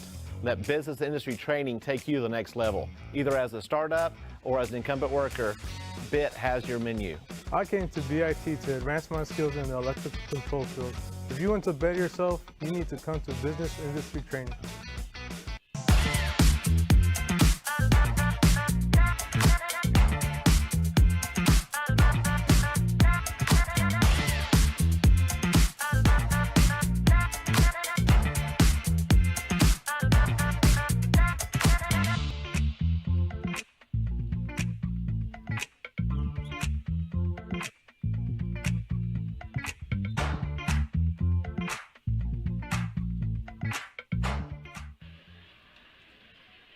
.36 to go in the half. Springdale leads 21-7. The penalty has been enforced back to the 25-yard line for the block in the back. So A.J. Woods will tee it up. And we're really going to test A.J.'s leg here, see if he can knock it out of the back of the end zone again. Back deep. Caleb Fleming, Jalen Robinson for Little Rock Central. Well, this kind of lets you know kind of really what his leg strength is, I guess. A.J. gets into it, coming to the far side. It's going to go out of bounds at the 10-yard line. Well, you didn't want that. No, not ideal, but because it's from the 25 thing instead of, so they'll move the ball up another 5 yards, won't they? Because of the distance. Well, I always thought it went to the 35. It'll go to the 35, so they'll start. They are going to move it to the 40. So that's. Let's see. I'm not sure whether that's going to be on the 50. Wow. So see, that's what I'm saying, because it's the distance from where it's kicked, and that's why it's even a much greater when you kick it out of bounds. That's not good. Boy, that stings. Yeah, it does. So it's going to be 1st and 10, 3:36 to go in the half. Little Rock Central is going to take over at the 50-yard line. They're going to get the ball to start the second half, so a 2-for-1 here. Be really advantageous for them. This play right here has been good for them. Good tackle there in the back. That's Ricky Balderas. Mark Nance on the carry. That's been a pretty good play for them. It has been. Yeah, it's that trips formation, just a little pitch sweep, but let's see what the penalty is about. Alex Conley giving us a little help, telling us it's about on Little Rock Central. Yep, it is a hold. So they'll move it back to the 41-yard line, so it'll wind up being a 9-yard loss.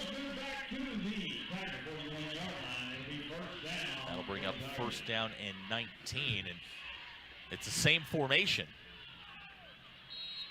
Let's see if they go right back to it. Like you mentioned, they've had a lot of success with that play. Paxton Clegg, the quarterback. Clegg. Good job there by the outside because he was looking to throw right there. And Marcus Coben stayed with him like he was supposed to. Raxon stayed with the outside receiver because he was looking to pitch for that. Kind of an RPO type deal. And we did a good job defending that. Winds up being a 1-yard pickup.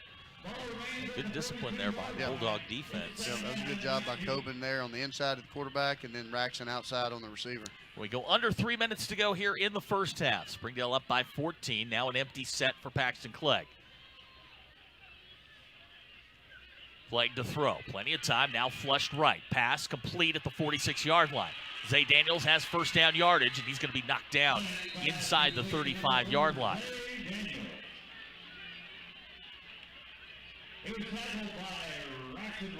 Give him the 34. That's going to give Little Rock Central a 1st and 10. That's their longest play of the night. Now we've got flags down again. Everybody went but the center.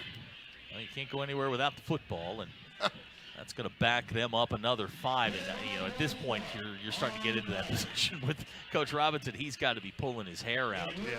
That is 9 penalties here in the first half. First half, yeah. That's and a lot of them have just been of the mental variety. Correct.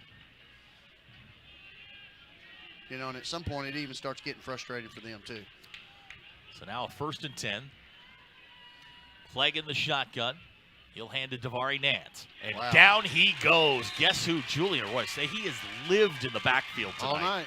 I'm telling you, I've yet to see somebody block him. He almost took the handoff. He almost did. They're going to put it back at the 43. And Julian, when he gets that motor tuned up, he's hard to block. Yeah. I don't care who you are. Yeah, he runs fast. Second down, 19. His motor constantly is running. He's feeling it right now. Yes. 2nd and 19, Clegg the pass. And he is hit hard in the backfield. Yes. I think that was Samuel who got to him. The Springdale defense starting to fly around. They're pinning their ears back and just flat coming. Yes. That was, I think that was Raxon coming off the edge. Raxon got him there. off the corner. Yeah. He's an interesting player because they played him at linebacker last year, obviously undersized for that, but he's found a home at that dog position. He has, yeah. And even that outside linebacker, too. Kumtak's going to check in as Raxon checks out. A lot of interchangeable parts. And, I was talking to Coach last week. This defense really young. Yeah. Really, really young. A lot of sophomores in that 2 deep. This is going to be 3rd down and 19. Paxton Clegg in the shotgun. 1:42 to go here in the first half. Clegg to throw. Protection's good. Pass is taken away and intercepted. Who's got that?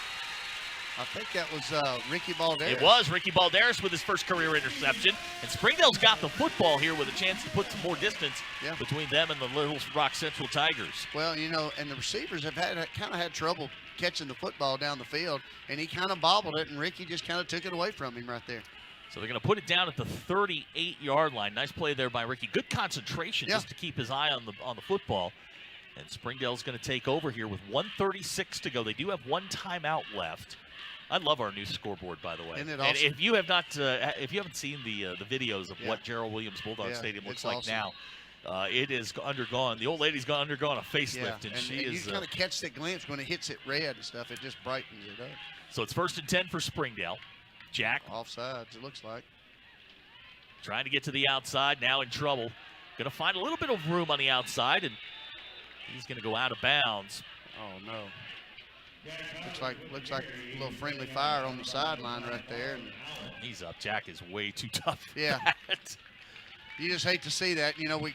We finally got the field moved to give us some separation from the sideline, and you hate to see it when those speed gets to the sideline. That's what happens. Coach referenced the new layout here. The field has basically been moved 15 feet away from the home stands. Huge difference. Created a lot of space on the sidelines. It was really tight down And even there. the other side, they've got space as well. They took the bleachers down over there, redid the bleachers on the other side. You and I, we were talking about this beforehand. I kind of missed the white picket fence because that just said Gerald Williams to me. But this place looks absolutely incredible. And then the back of the gym over here, it's really nice. And for these high school kids to have a venue like this is really remarkable. Springdale's going to take a timeout. We'll take it with them. We'll be right back. You're watching the Springdale Bulldogs on Springdale Athletic Foundation Television. Hi, this is Zach Arns, the voice of the Springdale Bulldogs. Are you looking for a new career? Would you like to become a professional truck driver? The CDL Training School in Tawnytown, Arkansas is now opened and accepting new students. You can earn your CDL in just 3 short weeks with employment after you finish school, and PAM Transport will cover your tuition. You will train in the same equipment you will drive once you earn your CDL. Plus, students also receive a $100 weekly stipend during training. Don't wait another minute. Call PAM Transport today. 888-498-2549. That's 888-498-2549. Joe and Larry here with Sam's Furniture. We just wanted to thank you for your business and to let you know that your purchase helps serve so many people. That's right. The culture here at Sam's is to love and serve others in our community and around the globe. So when you buy at Sam's, part of your purchase goes to support one of the many organizations we partner with. You enable us to invest in our children, teachers, veterans, development in Africa, and distributing wheelchairs to those in need around the world. You are a part of this. So from the Sam's Furniture family to yours, thank you. Welcome back to Gerald Williams, 2nd and 7. Springdale now out of timeouts. Jack going to throw. He's got Shishoko and just out of his reach. Well, I'll tell you what, Jack's just been a hair long on both of his long throws, and he's going to get that corrected, but he's just been a little long. So it's going to bring up 3rd down and 7. Springdale tonight on 3rd downs. It's 0 for 3 so far. Looking for that first one. That was Shishoko was open. Yes, and it's a play that's really interesting because you run one guy right down the numbers, and Shishoko kind of sneaks out down the sidelines. Yep, that was definitely there because the Serrano went down the middle, like you said. So that was there. This is 3rd down and 7. Pounders. And he's going to be knocked down maybe a yard. You know, right here at 120, where our defense is playing well, they probably want to pin them back, but I don't know. It's one of those that's kind of maybe go for it. Clock running here, 1:08 to go. Springdale going to send out the kicking unit. A.J. Wood's going to come in. A.J. tonight, 3 kicks, 34.3. His last one, a career-long 55 that pinned Little Rock Central back at the 1-yard line. So we've got a timeout, Little Rock Central, 57 seconds to go here in the first half. We're going to take a quick timeout. We'll be right back. You're watching the Springdale Bulldogs on Springdale Athletic Foundation Television. Accidents are never planned. But no matter how small, every emergency that involves a child is a big deal. It's everything. That's why we're here. Arkansas Children's Northwest offers the only pediatric emergency room in Northwest Arkansas with fast access, pediatric experts, and kid-sized care. Peace of mind when you need it most.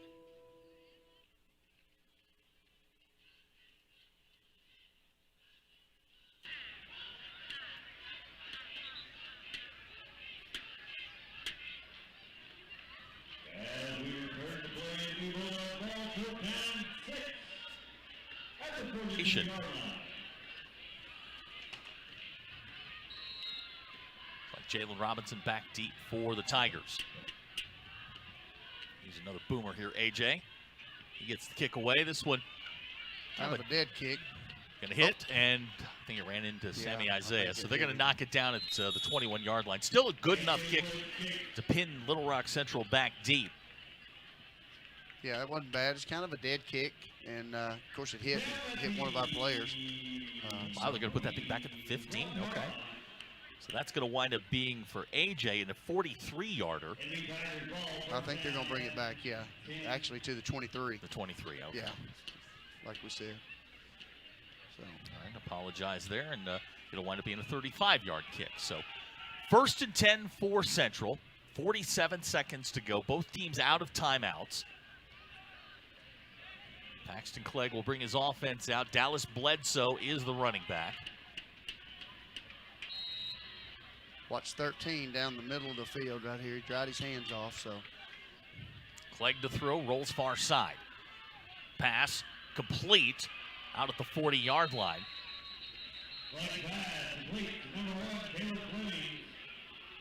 Zay Daniels on the reception, so a nice pitch and catch there from Clegg to Daniels.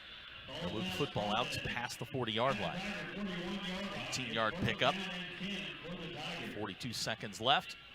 Little Rock Central will put the ball in play.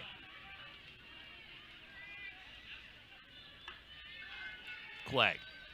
Ball knocked away. Arroyo's got a paw on that one. Don't say, guess who? He is.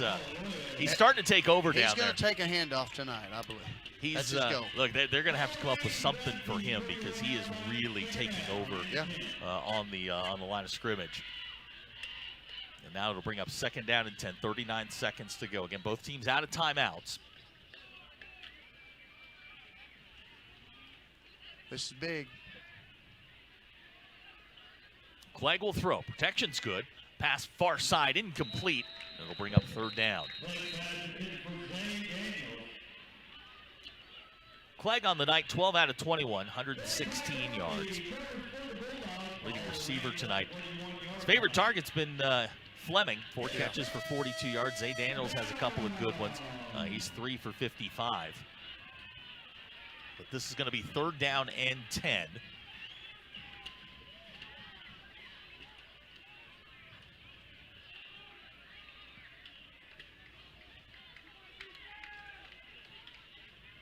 Clegg rolls near side. Pass caught by Kelly Smith. Nice tackle there by Raxon Reshin. Good. Good hurry by Arroyos, and Raxon did a great job on the tackle there. I think we got one with the cramp here. Clock continuing to run here. Little Rock Central doesn't I have think to they're snap probably it. just going to let it go run out right here. You're right. They do not have to snap the it's a football half. if they don't want to. We're into the last 5 seconds of the first half. And that's how we're going to end it. So our score after 2 quarters. Springdale 21, Little Rock Central 7. We're at halftime. Coach and I, we're going to show you some highlights here, and then we're going to get to our halftime festivities. Coach, Springdale got things going kind of early here. Trey Serrano had a big first quarter, 3 carries, 127 yards, and this is probably the prettiest of them all. Yeah, there, and you can see him. It's like he just kicks it into another gear, and he runs away from people. Yeah, he does, and that tied the game at 7 after Little Rock Central punching in from 2 yards out, and then it's Rancel or Orlana. These are just, I know as a coach and an offensive lineman, I love it. This is absolutely what you want out of your fullback, and here comes Rancel again. Right at the camera, that's great.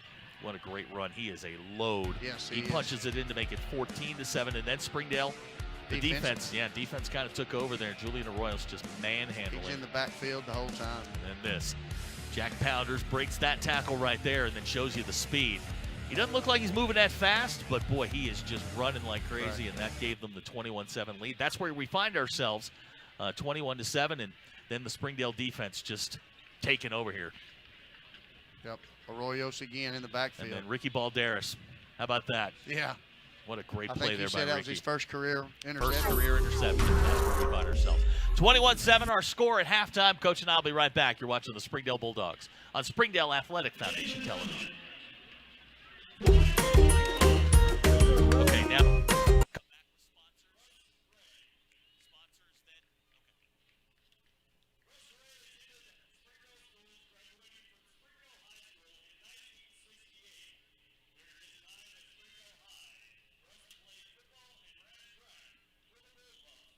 The answer for Coach Gerald Williams and the Bulldogs.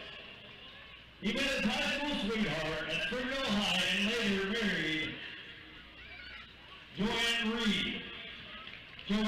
Reed. Class of 1969.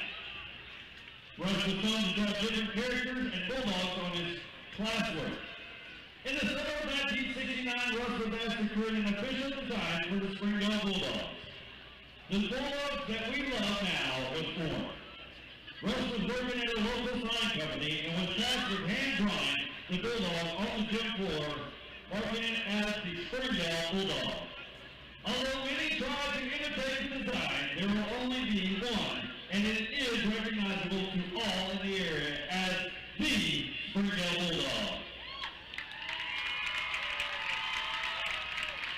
Russ and Jolene have been active in the Springdale community all their lives and raised two children, Matt Ray, class of 2001, and Gianna Ray, class of 2007. We would like to recognize Russ Ray for his talents and producing these Bulldogs we all know and love today. He is joined by his wife Jolene, son Matt, and his wife Randy Burkett Ray, class of 2002, and granddaughters Taylor and Tristan. Ladies and gentlemen, Mr. Russ Ray.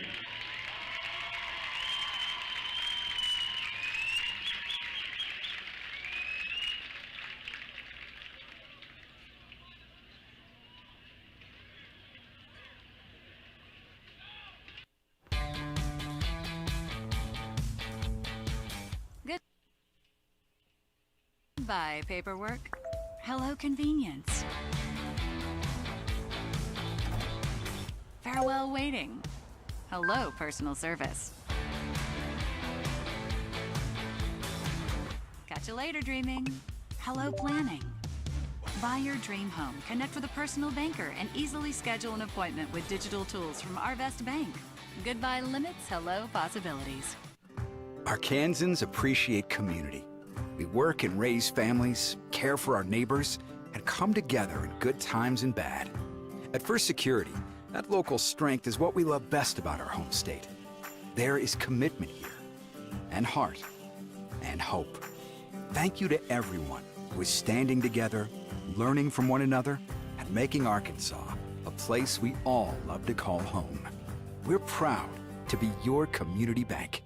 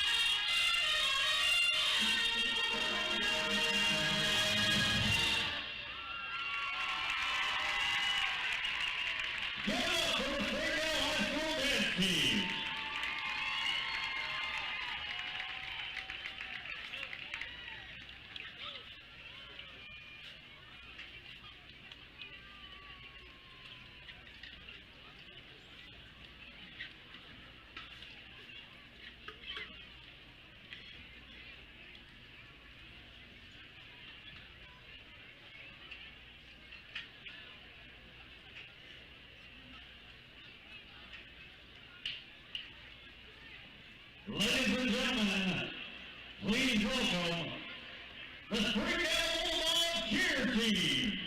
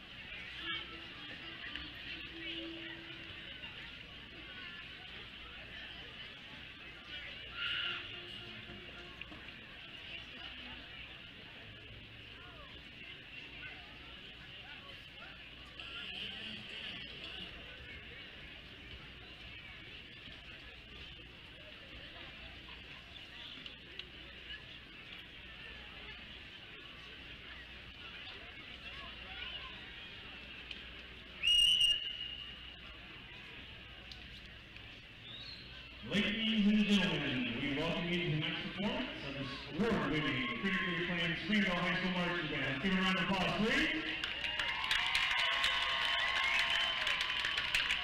We invite you to remain seated as the band takes the field. This show, this year, centers around one of the most iconic celebrations in culture, Dia de los Muertos, a remembering of those that have gone before us. We hope you thoroughly enjoy Springdale High School's 2024-2025 show, Dia. And now, under the field direction of drum majors, Tegan Stewart, Christian Lopez, and Abraham Mancia, Springdale High School Marching Band.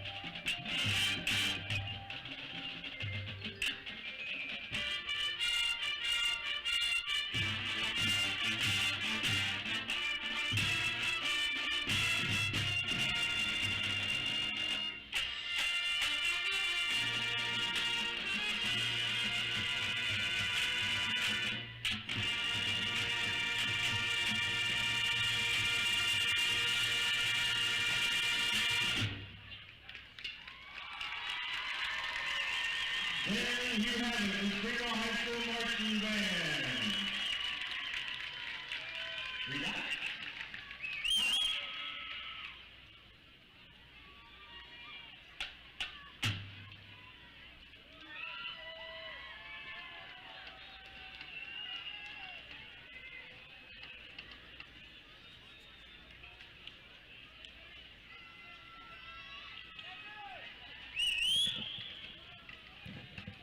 21-7, our halftime score. Coach and I are going to be back to talk about it in just a second. Springdale Bulldog football is brought to you by the Springdale Athletic Foundation, Tyson Foods, McClarty Daniel, Harp's Hometown Fresh, Arvest Bank, 5H Sports Photography. Dogs lead by 14. Coach and I will be back in just a second to break it down. You are watching the Springdale Bulldogs on Springdale Athletic Foundation Television. Sometimes a dream car has nothing to do with horsepower or performance. My dream car is the one that gets me to my job every day. The one that lets me help a friend in need. I didn't think I had the credit. My credit score wasn't that good. But Carmart believed in me. They believed in me. My dream car, a 2016 Nissan Sentra. What's yours? America's Carmart. You keep the dream, and we'll keep you on the road. I'm Don Strubing. It's because of the generosity of people like you, we are able to fully support the Fuel and Feed program.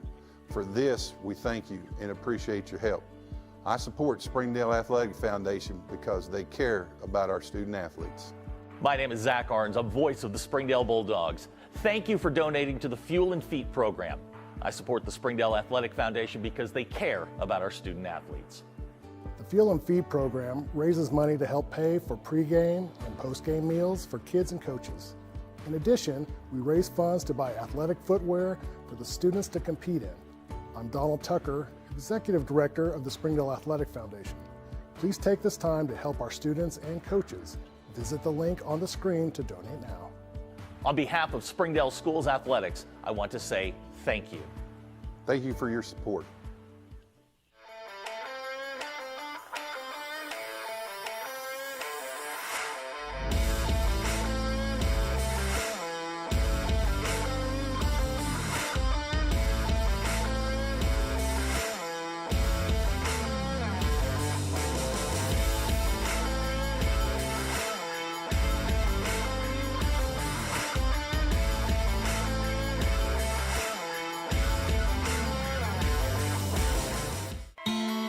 Nothing says game day like good friends and great food. And at Slim Chickens, we know great food. From our 100% all-natural chicken tenders, fresh-made wings served with house sauces, to delicious chicken sandwiches, crisp salads, southern sides, and desserts you just can't get anywhere else. At Slim's, we have the food you love, made fresh for the people you care about. Dine in, drive through, or order online. Slim Chickens. Fresh, delicious chicken. 21-7 is our halftime score, and Coach, first quarter, little disjointed. Yeah, got the big play from Trey Serrano, but got it going in the second quarter, and Springdale now in control of the football game. Now Little Rock Central is going to get it to start the second half, but you got to feel good about where Springdale's defense is. Much better the second quarter, yes. Like you said, the first, just not hitting on cylinders, kind of looked a little discombobulated, on both sides of the ball there. But then, like in the second quarter, Arroyos looked like he was on their team in the backfield. I mean, unbelievable up front. And it just kind of they fed off him defensively, and then offensively went to the option of and we pitched it to Trey and watched him run, and then Jack took one in. So and then Orlando took it in, powered it. So we've kind of seen a combination of all three of the option looks. Springdale's defense playing well tonight. Little Rock Central with just 145 yards total offense, 30 on the ground, 16 carries. Right. Springdale's really dominated the line of scrimmage. Each team with a turnover. To be expected in the opener. Springdale with 202 yards of total offense, all of it on the ground. Right. Springdale tonight 1 for 4 passing for 0 yards. You feel like they've had guys open. Jack just hadn't been able to get it to them, and you feel like those plays are going to those plays will be there in the second half. Exactly. Like I said, Jack just hadn't got it. Just been a bit long on those throws, and he knows that, and they'll get that corrected. And like you said, fumbles on each side of the ball, but I think really the biggest key for Central has been the penalties. Yeah. Yeah, you mentioned the penalties. It has been something. In the first half, they have, and let me pull this up and make sure I'm 100% correct, 9 penalties for 55 yards in the first half. They're also 1 of 9 on third down, so Springdale doing a nice job getting off the field. And as we spin this thing forward, Little Rock Central is on the field here. They're saying they got about 2 minutes and 40 seconds before we start the second half. Springdale hasn't come out of the locker room yet. Here at the new configuration, the basketball arena actually functions as the locker rooms for both teams. Both teams off to our right. It used to be the visiting team would be in the flat building or in one of the auxiliary buildings, and Springdale would have to come from across the street. That's not the case anymore. That's part of the new configuration here. And even then, until the second phase is built over here. Exactly. So, man, that's going to be great. And I'll tell you what, looking at this facility, and like I said, as a high school player, if you can't get excited to come out here and play in front of this, you just can't get excited. I mean, it's really always good. been a great setting. It's always been one of the best settings in high school football in the state of Arkansas. But certainly now with the facelift, it is amazing. We've got dignitaries. I was, former Governor Asa Hutchinson was here. They're over there on the deck in the I guess it would be the south end zone. And here comes Springdale out of the locker room and onto the field. And we're going to kick this thing off as we get ready to start the second half. What are you looking for out of Springdale? Well, I think they come out fast on defense and continue doing what they were doing. I think you're going to see the front line continue to put pressure. The outside linebackers have done a really good job picking up off that action. And even the secondary with Ricky Balderas getting his first interception, just being where you're supposed to be and making them make the bad mistake. There's a couple of guys that that probably haven't gotten a lot of publicity. One of them we talked about, Billy Pack. He's had an influence here in the first half. Joash Shishoko, he's had an influence on the offensive side of things. But in talking with Coach Hobbs last week, one of the guys that he absolutely loves, and he's a guy that is really raw right now, is Nathan Kumtak. He's just, as Coach said, he's just a baller. You can put him anywhere. He's kind of like Lodgkit in a lot of ways, where it doesn't matter where you put him on the field. You just want him on the field. Exactly. And the thing, Ben, and if you look at Lodgkit, and he's a kid, first of all, doesn't care where he plays. No. He just wants to be out there, and every time he gets out there, he's loving it. It's great. Yeah, it's going to be a lot of fun. Springdale has now taken their warm-ups here, and as we get to the second half or get closer to the second half getting started here, we can start to kind of zero in. 14-point lead. You're going to send the defense out to start the second half, and I think you got to feel pretty good about sending them out there. They've really dominated, like you mentioned, the line of scrimmage. Little Rock Central's had a couple of big plays here and there, but it's been nothing consistent. And Springdale's taken a lot of things away from them. They've taken away the ability for them to run the football. Right. And, and another thing, too, with Central, they're thin. And you can see kids running in and out of the special teams, running in and out of offense, defense. So those are things that obviously the coach wants to get those corrected. And that's kind of been one of ours. We feel like at least our kids have kind of been and known where they're supposed to be. So that's been good. The penalties have not been an issue with us. So from that standpoint, the discipline aspect of it, to me, has been a key getting us back where we need to be, even though that first one was not so good. The weather earlier today was really, really warm. It was muggy. It's 75 degrees right now. It's still humid, and we may see that issue with kids cramping up here in the second half. Hadn't had a rash of it so far, so that's good. And Springdale's depth here in the second half should eventually take over, as long as you don't turn the ball over, give away some free points. This should be, Springdale should be able to run the football here in the second half. They've run it pretty well in the first half. As I mentioned, 202 yards on just 21 carries. Doing the math here, I'm no math magician, but that's about 9 yards a carry. They've been able to run the football pretty well. And that's exactly what you want out of this offense. But you also, when you're up 21-7, you want the clock is your friend. And you want to be able to take advantage of that. All right, so Springdale's going to come to the near sidelines. Referees are all huddled up in midfield. Springdale will kick off. A.J. Woods will do the honors here, and A.J.'s had a good night. From the 40, he's been real well, done a really good job, but when we got the penalty, put us back at the 25, and you kick it out of bounds, it's not so good. So A.J., Coach raved about him. His spring, his summer, all off season, he's just raved about the way he's sort of come into his own here. And he was a guy that that Coach last year said he's going to be a good one before this is all over. So and he's proven that. Just a reminder: next week we'll be on the road. First road trip of the year. We're going to play Van Buren down in the River Valley. Van Buren got a win last night against Alma. It's here. I absolutely love it. I love seeing you and getting to do all these games with you. And high school football is here, college football is here. We'll start the NFL in a couple of weeks. Just feels like fall again. Now all we need is the weather. That's right. The weather can change to fall anytime it wants to. So Springdale's going to send out the kick team. Back deep will be Caleb Fleming and Jalen Robinson for Little Rock Central. I feel like this first possession here of the second half of the Springdale defense is going to be huge, you know. And we've talked about it a lot last year. You always made the comment, kind of the middle eight. Four. Yeah, the middle eight. The four the last, and the four this one. So, you know, this is going to be huge, and I think is going to play big for the second half for sure. So AJ's got it teed up. We're about set to start the third quarter. Glad you're along here on the Springdale Athletic Foundation. Our second year with the Springdale Athletic Foundation. And, you know, I made the comment to you at halftime. I love all our new toys. Yes. We've got all kinds of new toys and looking forward to covering Springdale football in 2024. High end over end kick's going to come down to the 3-yard line. Drops it. That was Fleming, and now he's in trouble. Fleming across the 10-yard line. He's going to be dragged down and gets away. Fleming. Well, I'll tell you what, that's definitely one. You know, we've talked about that. You can't reach and grab these kids, and you know, anytime you're playing a team that's got athletic kids on the field, you've got to wrap them up and take them to the ground, not reach and grab. So they're going to put the ball down at the 16-yard line. It'll be a 13-yard return. So they've got to do a better job just making the tackle. So Paxton Clegg will bring the offense out. Will be their first drive of the second half. 145 yards total offense in the first half. Just 7 points, and that came off a Springdale turnover. This is Nance. There's your guy. Julian Arroyos is just, he is living rent-free right now in that backfield. That's 5 yards behind the line of scrimmage. I'm telling you, I think he's trying to get to where he can take the handoff.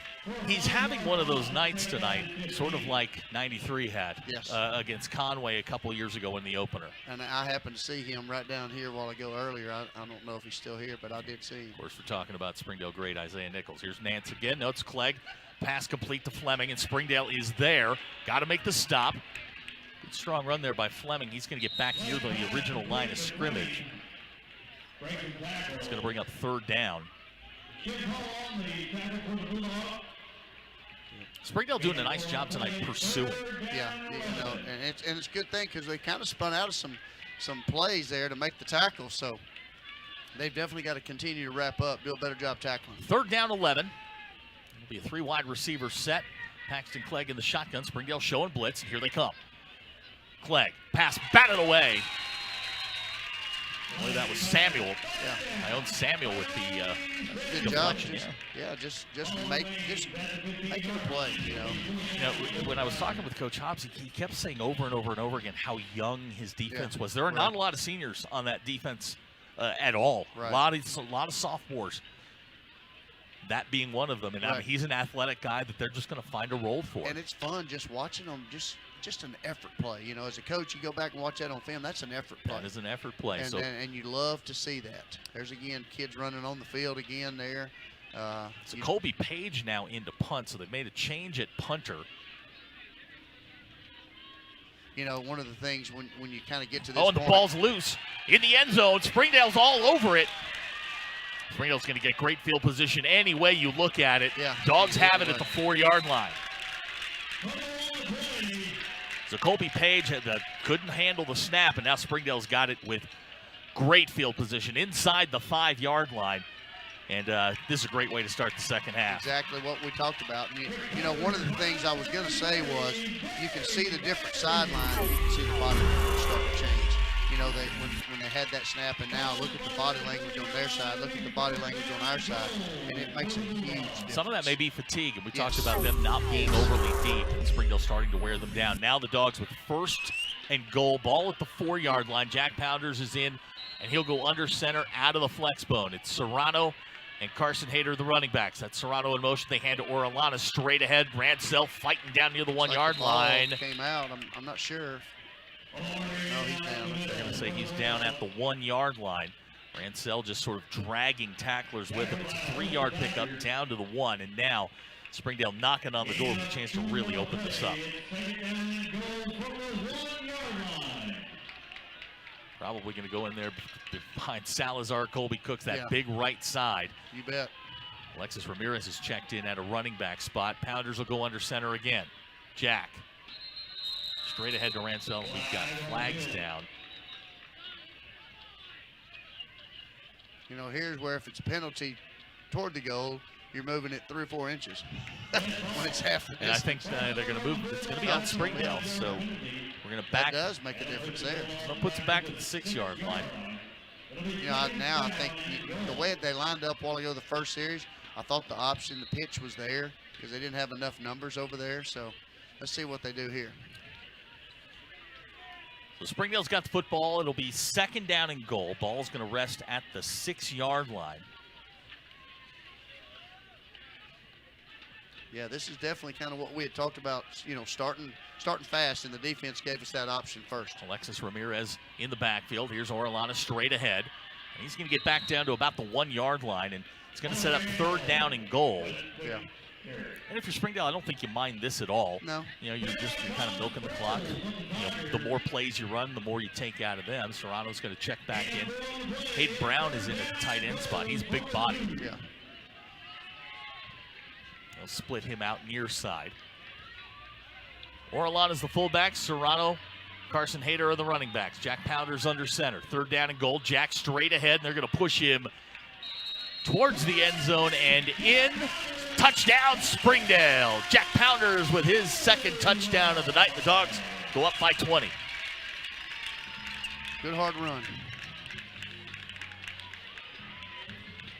So it takes 3 plays, but Springdale punches it in after the penalty, and now with an A.J. Woods extra point can go up by 3 touchdowns. You got to be feeling pretty good about this. You bet. And that all started with the defense. You know, defense pushed them back, and then the bad snap, and this just pursuing the ball. Woods' extra point is on the way, and good. So our new score with 9:14 to go in the 3rd quarter. Springdale 28, Little Rock Central 7.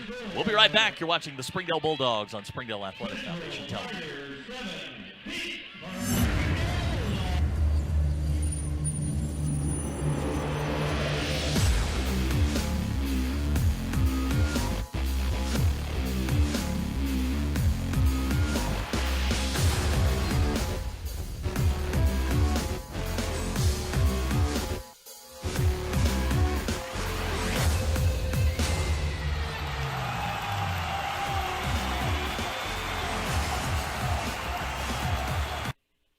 The scoring drive is 3 plays, 4 yards. Jack Pounders takes it from 1 yard out. Springdale now up by 21 at 28-7. A.J. Woods has it teed up, and that's a big drive, Coach, to get the second half started. You bet, 100%. And, you know, like I said, we talked about the front line on our defense being kind of the catalyst to do that, and sure enough, Arroyos is in the backfield for kind of a 5-yard loss right off the bat, so huge.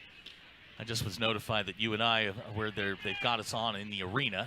That's terrifying. A.J. Woods, high end-over-end kick, going to carry into the end zone. Bledsoe tried to take it out, but of course, in high school football, that's a touchback. That's a great weapon to have. That's 3 touchbacks tonight for A.J. So defense comes out, and again, you just want them to continue just to be consistent doing what they're doing. Yeah, defense is playing really, really well tonight. They've forced 2 turnovers, which you like to see. Look, Springdale didn't turn anybody over last year, and you know, they were minus 16 tonight. They're +1 in the turnover margin. That's good. Yes. These are the kind of things you're looking for. That's what winning teams do. And now you've got a chance here with 9:14 to go in the 3rd quarter to sort of put this one away. Right, and you know, and if you get 2 scores, we can get the clock running. Yep. So that's huge. All right, so 1st and 10 for Little Rock Central. Paxton Clegg will bring the offense out. He's got Bledsoe in the backfield. It'll be a 4 wide receiver set. And again, we see personnel just running on and off the field. And Springdale now smelling blood in the water. There's that little pitch that they've had some success with. Bledsoe, good strong run. Then get out over the 25-yard line. We'll bring up 2nd down and short. Yeah, that's, you know, to the right and to the, that's been their best play. Really without has. question on as far as running is concerned. That's been their best. So they'll give him 6 out to the 26-yard line. They'll bring up 2nd down and 4. Same formation.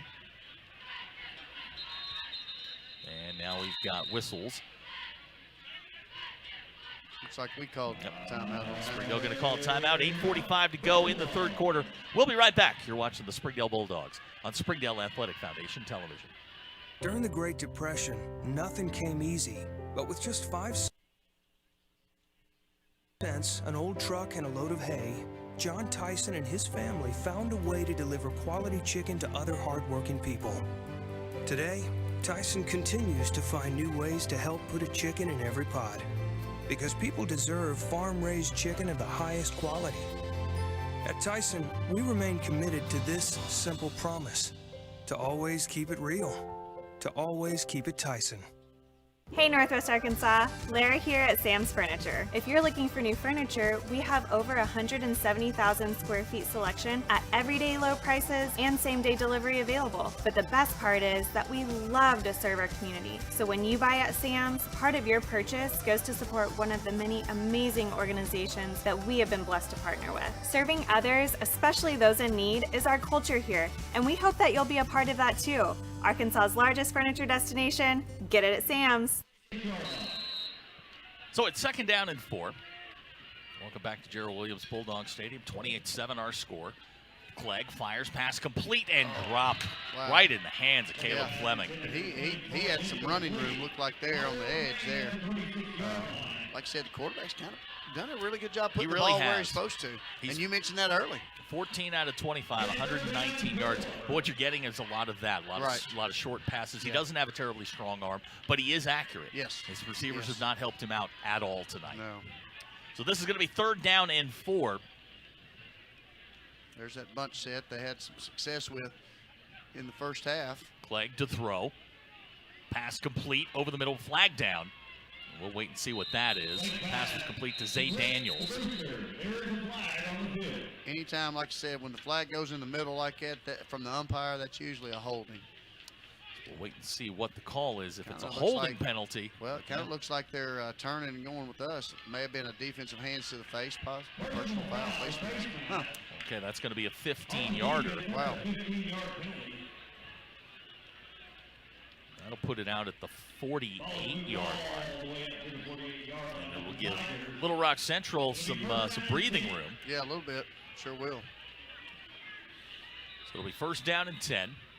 Out at the 48-yard line. They've had opportunities. They've been in Springdale territory a couple of times, just have only been able to put the 1 touchdown on the board, and that was set up by a Springdale turnover. Exactly. That was short field. Clegg, hands to Nance. Alex Conley's down there. We got another flag down. I think this one may take it back a little bit. Now, it's going to be a 2-yard loss. Do you take the 2-yard loss or do you take the 10 yards? Now Davari Nance is pointing at Springdale. And it's going to be against the Dogs. So back-to-back penalties. Personal foul against Springdale. Coach Hobbs doesn't like the explanation at all. Wow. Not sure. There's just personal foul. Did they show what it was? They didn't. It wasn't a face mask. Huh. So they're going to put it down at the 39. It'll be 1st and 10. Here's Clegg to throw. Firing down the far sideline. Pass is caught. Nice play there on the far side, and the pass is going to be caught at the 7-yard line. That's Brewster with the reception. Good. That was just a good concentration. I thought the secondary, the corner had him covered. Did a good job turning his head right at the last second. He kind of knocked the ball up instead of down, and when he did, the receiver just stayed with the ball. So now it's 1st and goal, ball at the 7. Little Rock Central trying to make this interesting. Clegg hands to Marshall. Marshall get down near the 5-yard line, still going. And he's going to be driven down at the 2, so he gets 3 yards on the run and then 2 after the push. Yeah. So it's a 5-yard pickup down to the 2. Probably just doing the same play. Marshall straight ahead, and he's not going to get there. Alex Conley down at the bottom of the pile.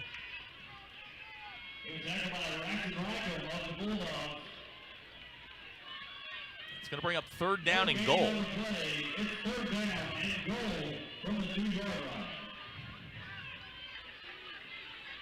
Kelly Smith has checked in, the big tight end for Little Rock Central. Marshall's the running back, Clegg the quarterback. Here's Marshall, and he is buried in the backfield. Lodgkit Kanagaki, Ione Samuel there, and it's going to bring up 4th down. Yep. And guess who kind of initiated the backfield? I'm going to give you one guess. That would be Julian Arroyos. He has really, he has lived Central's backfield tonight. He's been, the motor's running fast, and let him go. This is a huge play in the ballgame. 4th down and goal. Ball at the 3-yard line. You know, with the play, that's just a quick toss, maybe. Here's Clegg. And we've got whistles. I think they might have moved. Yeah, it's on them. Wow. Springdale forces another turnover. Dead ball, so let's go back and give them a 4th down again. So on the dead ball, so see what happens here. So they're going to put it back at the 7-yard line. And it's going to be 4th down and goal from where this series started. Clegg has Marshall alongside. Clegg to throw. Pressure coming. Fires back of the end zone. And that pass is caught for the touchdown. It's Brewster. And Paxton Clegg has his first touchdown of the season. And it's a big one here that's going to get Central back in the ball game. Yeah. You know, that's one of those where the quarterback gets rushed and the secondary guy just, you know, needs to stay with the receiver. Receiver did a good job just kind of breaking to some open area, and you just got to stay with him. Joel Dunn on to try the extra point.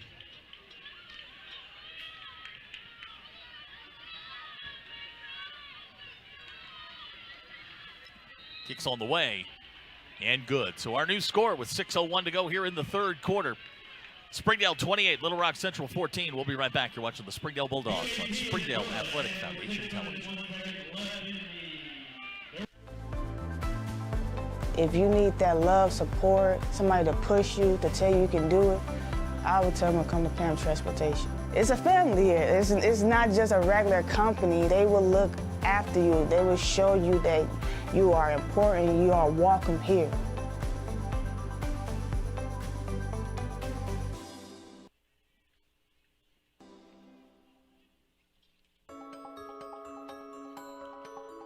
Ozarks Go from Ozarks Electric Cooperative is leading the fiber revolution, connecting the divide with high-speed broadband access to close that gap. From cloud to cloud, post to post, from downtown to way out of town, to connect our customers to a world of blazing speed and access to absolutely everywhere. It's our customers connected.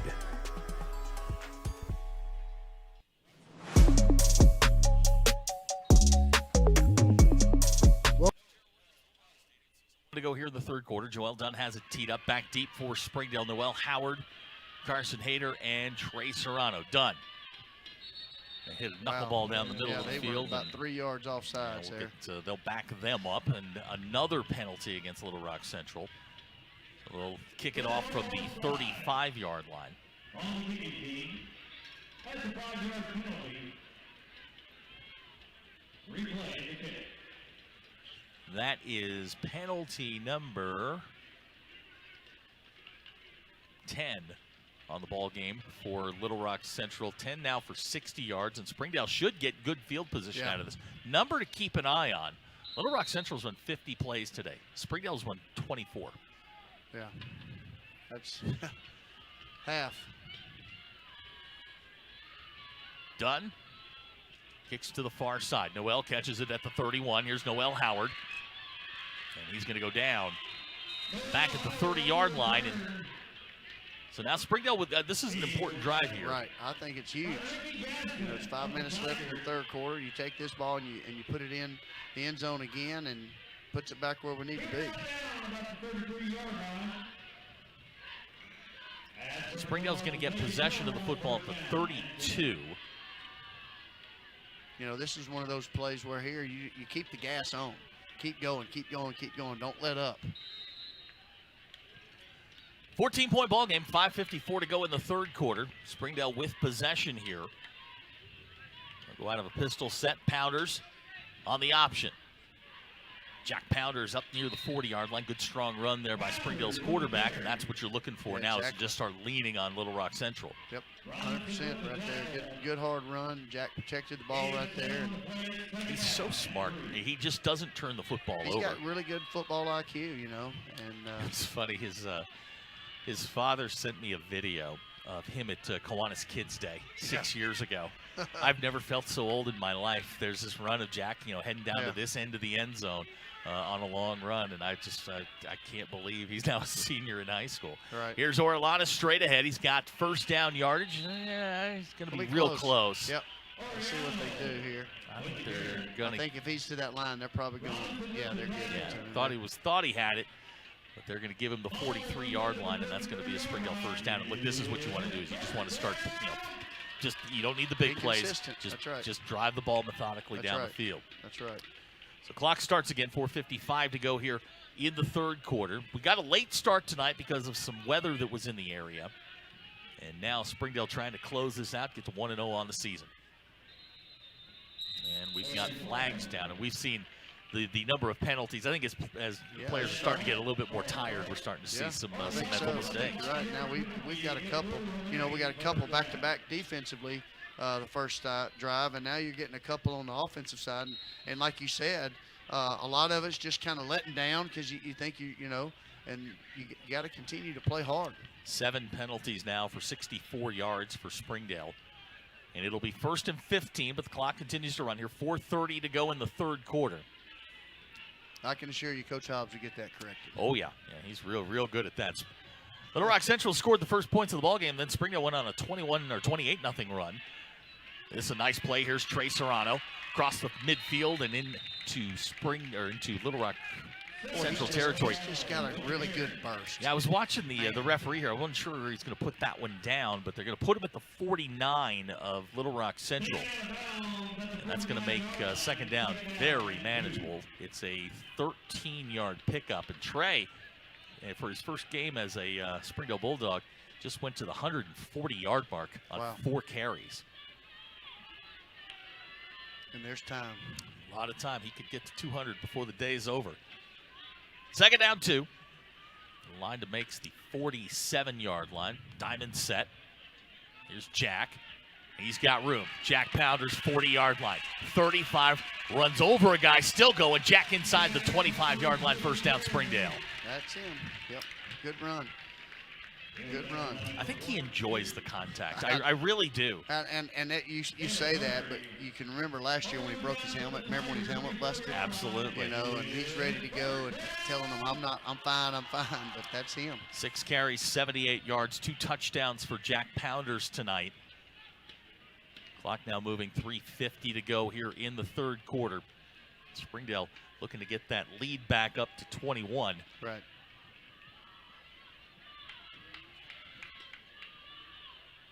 Play clock now at 7. Springdale going to have to hurry here.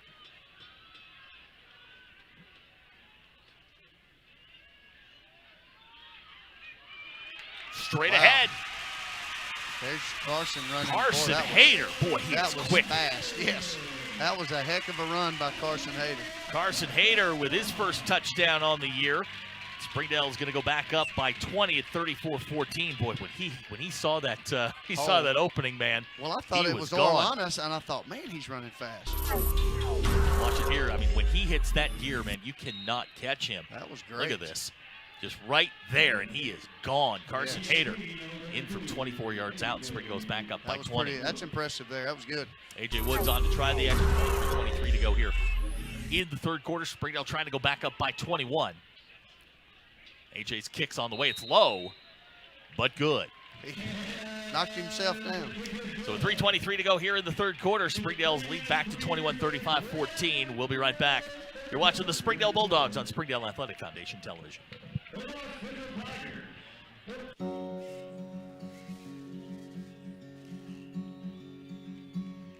Hometown. That word still means something here. It means we're neighbors. We do the right thing. We care about your family. And you deserve the very best every time you walk in the front door. Harp. Farms. Hometown fresh.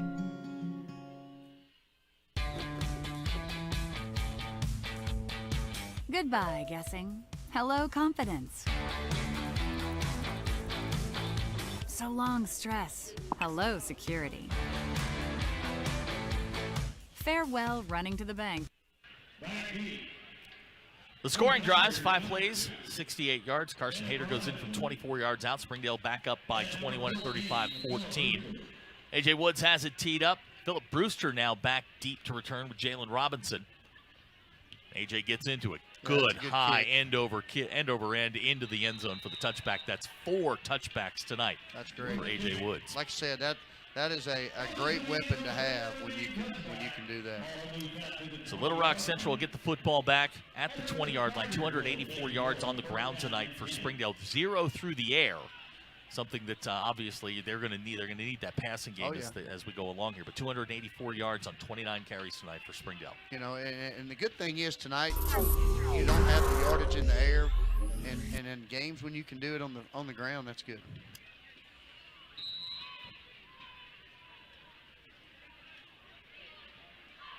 So it'll be first down and 10. Ray Stewart's checked in at the running back spot. Dallas Bledsoe deep behind Paxton Clegg.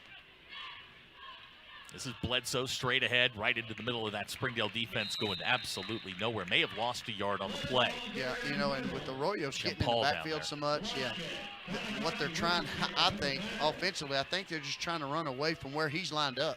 And it's not a bad strategy. No, well, and he's causing so much havoc up front that it's opening up more lanes for, like you said, Shem Paul and those guys. Shem made the tackle on that one. This will be second down and 11. Clegg rolls far side.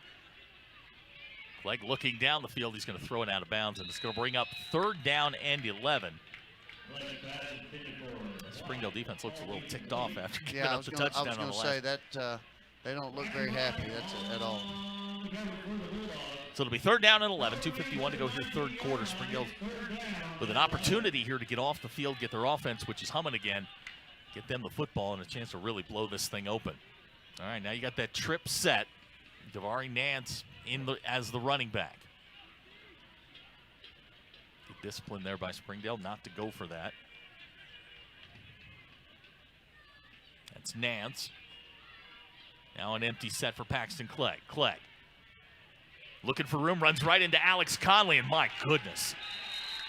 Jim Paul and Lotchkin at about the same time. I think that was kind of a double whammy there, and I think the quarterback felt that one. That one, I felt that one. That's a heck of a hit. Yeah, Alex got there first, and then Shem and Lotchkin cleaned him up. Looks like they may be going for it right here. Well, now Clegg's there. He's one of their punters. Oh yeah. So they can take a look here. But with fourth down, trying to get that free 5 yards, Springdale doesn't bite, and they're going to back up. Yeah. Springdale going to stay in punt safe here. Paxton Clegg will get the punt away.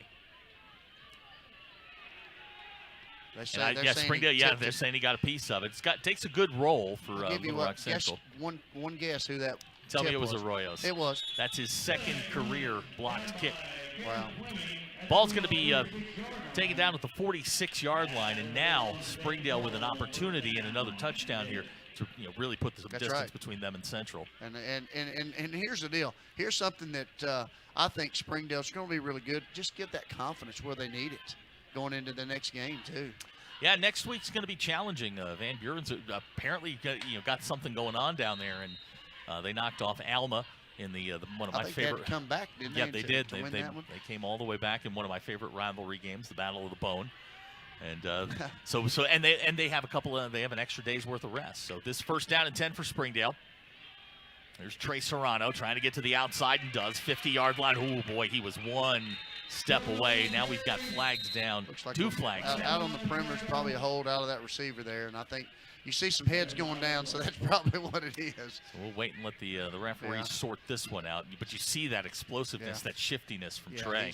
He's got a really good burst. Blocking the back on us, and I could tell by the body language of that receiver, he kind of knew.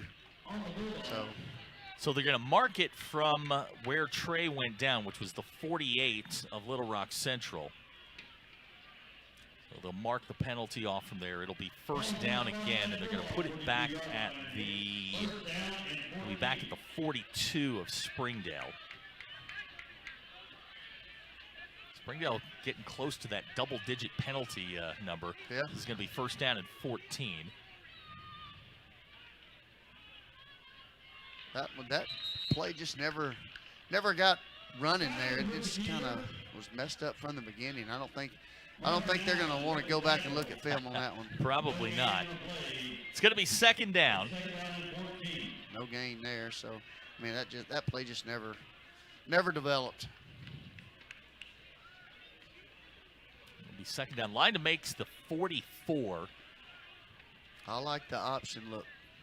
They've had a lot of success getting Trey Serrano out on the perimeter. Or give it to Carson again. That was a good run. Let's see what they come up with here. This is going to be second down and 14. There he is.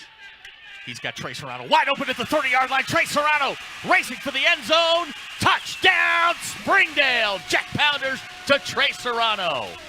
58 yards, and Springdale's up by 27. You know, and that's that play earlier that he overthrew him just a little bit the first half, and the second half came back and threw a perfect ball. What a night for Trey Serrano. His debut as a Springdale Bulldog.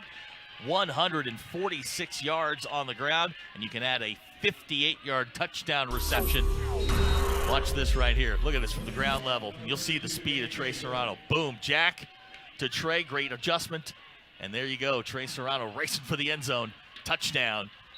Here's what watching. A.J. Woods with the extra point is up and good. And now we've got the conversation going on. They're going to say it's against Little Rock Central.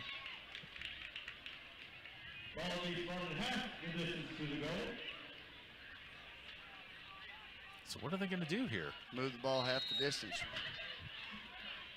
You know that.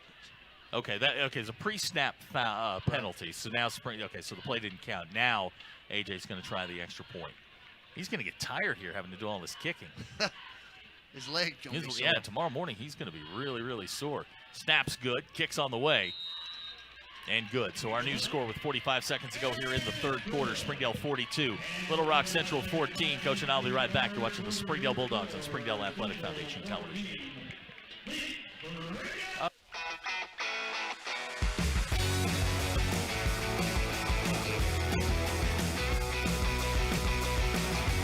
Advanced Manufacturing needs you. For every 4 jobs, there's 1 applicant. Let business industry training take you to the next level. Either as a startup or as an incumbent worker, BIT has your menu. I came to BIT to advance my skills in the electrical control field. If you want to bet yourself, you need to come to business industry training.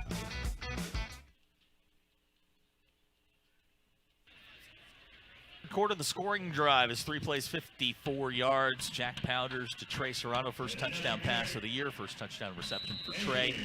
And Springdale right now up by 28 and looking like they're in control. Yeah. Well, it looks a lot better.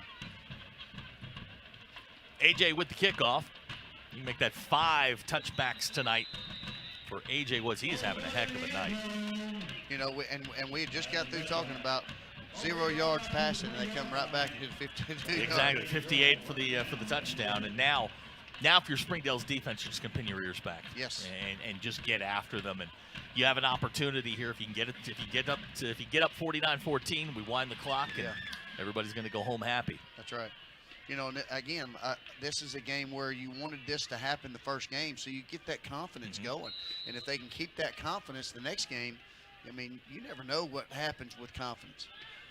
So first and 10 for Little Rock Central. Ball at the 20-yard line. They'll go out of the pistol set. Davari Nance. Leo De La Sancha, first one there, and then he's met by the middle of that Springdale defense. They are playing with a little bit of an attitude since giving up that touchdown earlier in the third quarter. You can tell it has kind of picked up a little bit, hasn't it? Yeah, and you know, I was watching them during the timeout after they gave up the touchdown, and there were some words being said in that and defensive that's huddle. Good. You kind of like to have that, especially on the defensive side, because it's a mindset. Don't mind it a bit.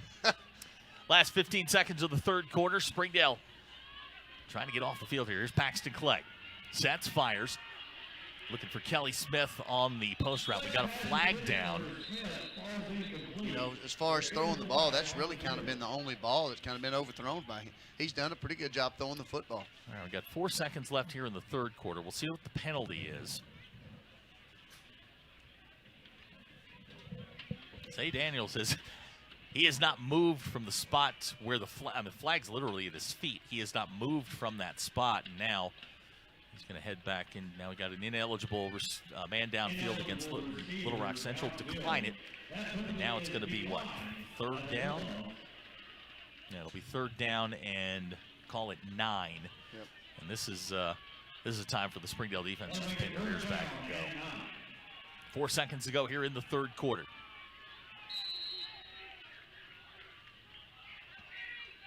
Here comes Shem Paul on the blitz. He's got pressure. Clegg running for his life. And he's going to throw it away.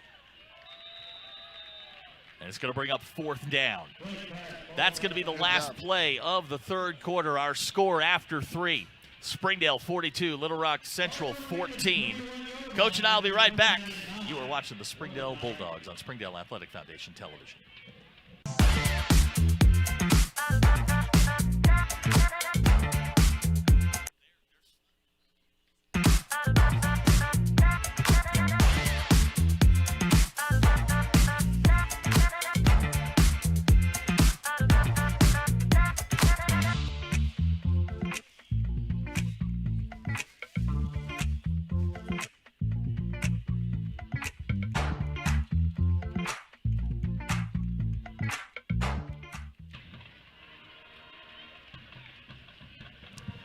We start the fourth quarter. Springdale up by 28. They're going to get the football back.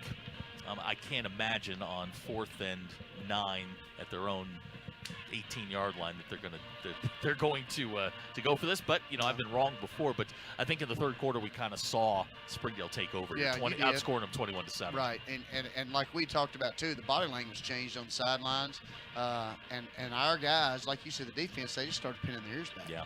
And when they noticed it, it's kind of like sharks smelling blood. They just went after them. Trey Serrano having a big night tonight. Yes. He's got 3 touchdowns, 200 yards, all-purpose yards. He's had a big hand in this. You bet.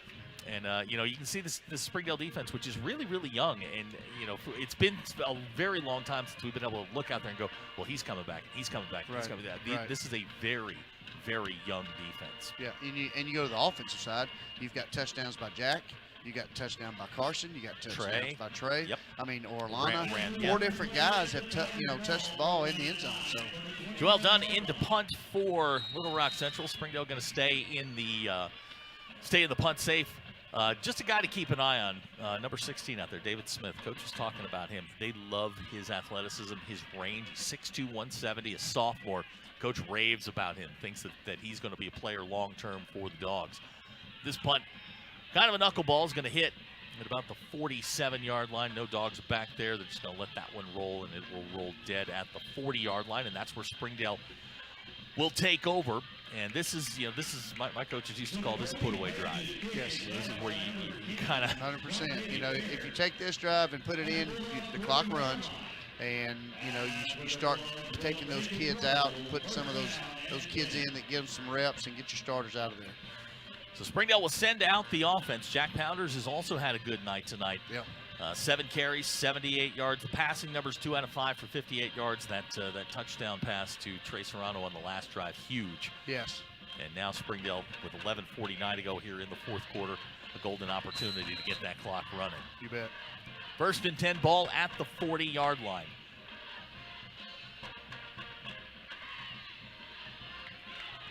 That's Sammy Isaiah, his first carry, and another guy that Coach talks about, just kind of one of those Swiss Army knife type guys. Can put him anywhere and will give you max effort. Yeah, I mean, you know, when they've gone to that shotgun look, but it's given guys like that opportunities to give them the ball in space. It's an 11-yard pickup to the 49 of Little Rock Central, and now you can you see hands on hips, body language. Yeah. You know, you were talking about that. You know, as a coach, you're standing on the sideline. Those are things you look for. 1st and 10 for the Dogs. Hayden Brown's checked in as the H-back and tight end. Here comes motion. And now we've got whistles and a flag. They're going to say offsides. Looks like, I think it must be on. I thought the guy possibly was even lined up in the neutral zone. They didn't call it, but evidently he kind of moved a little bit. Little Rock Central going to get whistled for another penalty. Wow. What's that take them to? I kind of lost track. With that penalty, they are now at 11 for 65. Yeah. You reach double digits. Yeah. You know, that's those are things you got to get corrected, obviously. Absolutely. It's game one, you know, but those are things that can be corrected also. So Pounders with Hayden Brown as your tight end. First down and 5. Now Jack, little misread there, now in trouble, just kind of fighting his way down to the 45-yard line. It'll bring up second down and 10, or excuse me, second and 5. Yeah. You know, there, and two, when you get new guys in the backfield, he went the wrong way that time, and Jack kind of put him on an island there, so, because the fullback went the wrong way. Starting to see some new faces out there. As mentioned, Sammy Isaiah's in there. He's number 6. Carson Hayter still in the ball game. Noel Howard's been awfully quiet today. Yeah. Alexis Ramirez, number 21. He's going to go to the top of your screen. He's an exciting young guy that the coaches like a lot. Just a little bit raw. And this will be second down and 5. Here's Pounders. And he's going to get maybe a yard down to the 44. And it's going to bring up third down.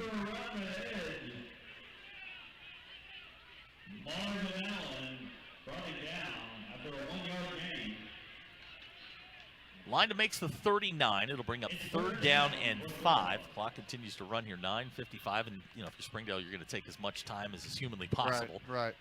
You know, you'd like to get this first down, like you said, kind of be the hammer on the nail kind of drive, but and finish it out. But we'll see. Big play right here. Third down and 5. Orellana's alongside. Uh-oh, here he comes. Logic Kanagaki. His first carry of the night is exactly what you would expect, dragging tacklers inside the 30-yard line. Wonder how long he's been waiting to have that. He's terrifying when he runs the football.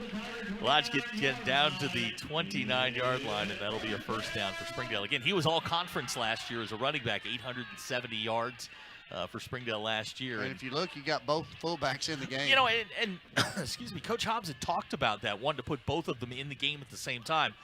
Because they're just two guys that, I mean, how do you tackle them? Obviously, they didn't. That one. First and 10 for Springdale. It's Orellana and Kanagaki in the backfield. That's Carson Hayter, and they're going to give it to Logic again, and he's going to lose a couple back to the 31-yard line. You know he was excited to get the football the first time. You bet. Clock continuing to run here, 8:40 to go next week. On the road at Van Buren, non-conference game. Going to go down and see the Pointers. Should be a good one. And then you know, there was a schedule change during the summer. Right. Bishop Kelly out of Tulsa. We were going to have a bye week in week 3, but instead we'll play Bishop Kelly. Then we'll take the bye week and then start conference play.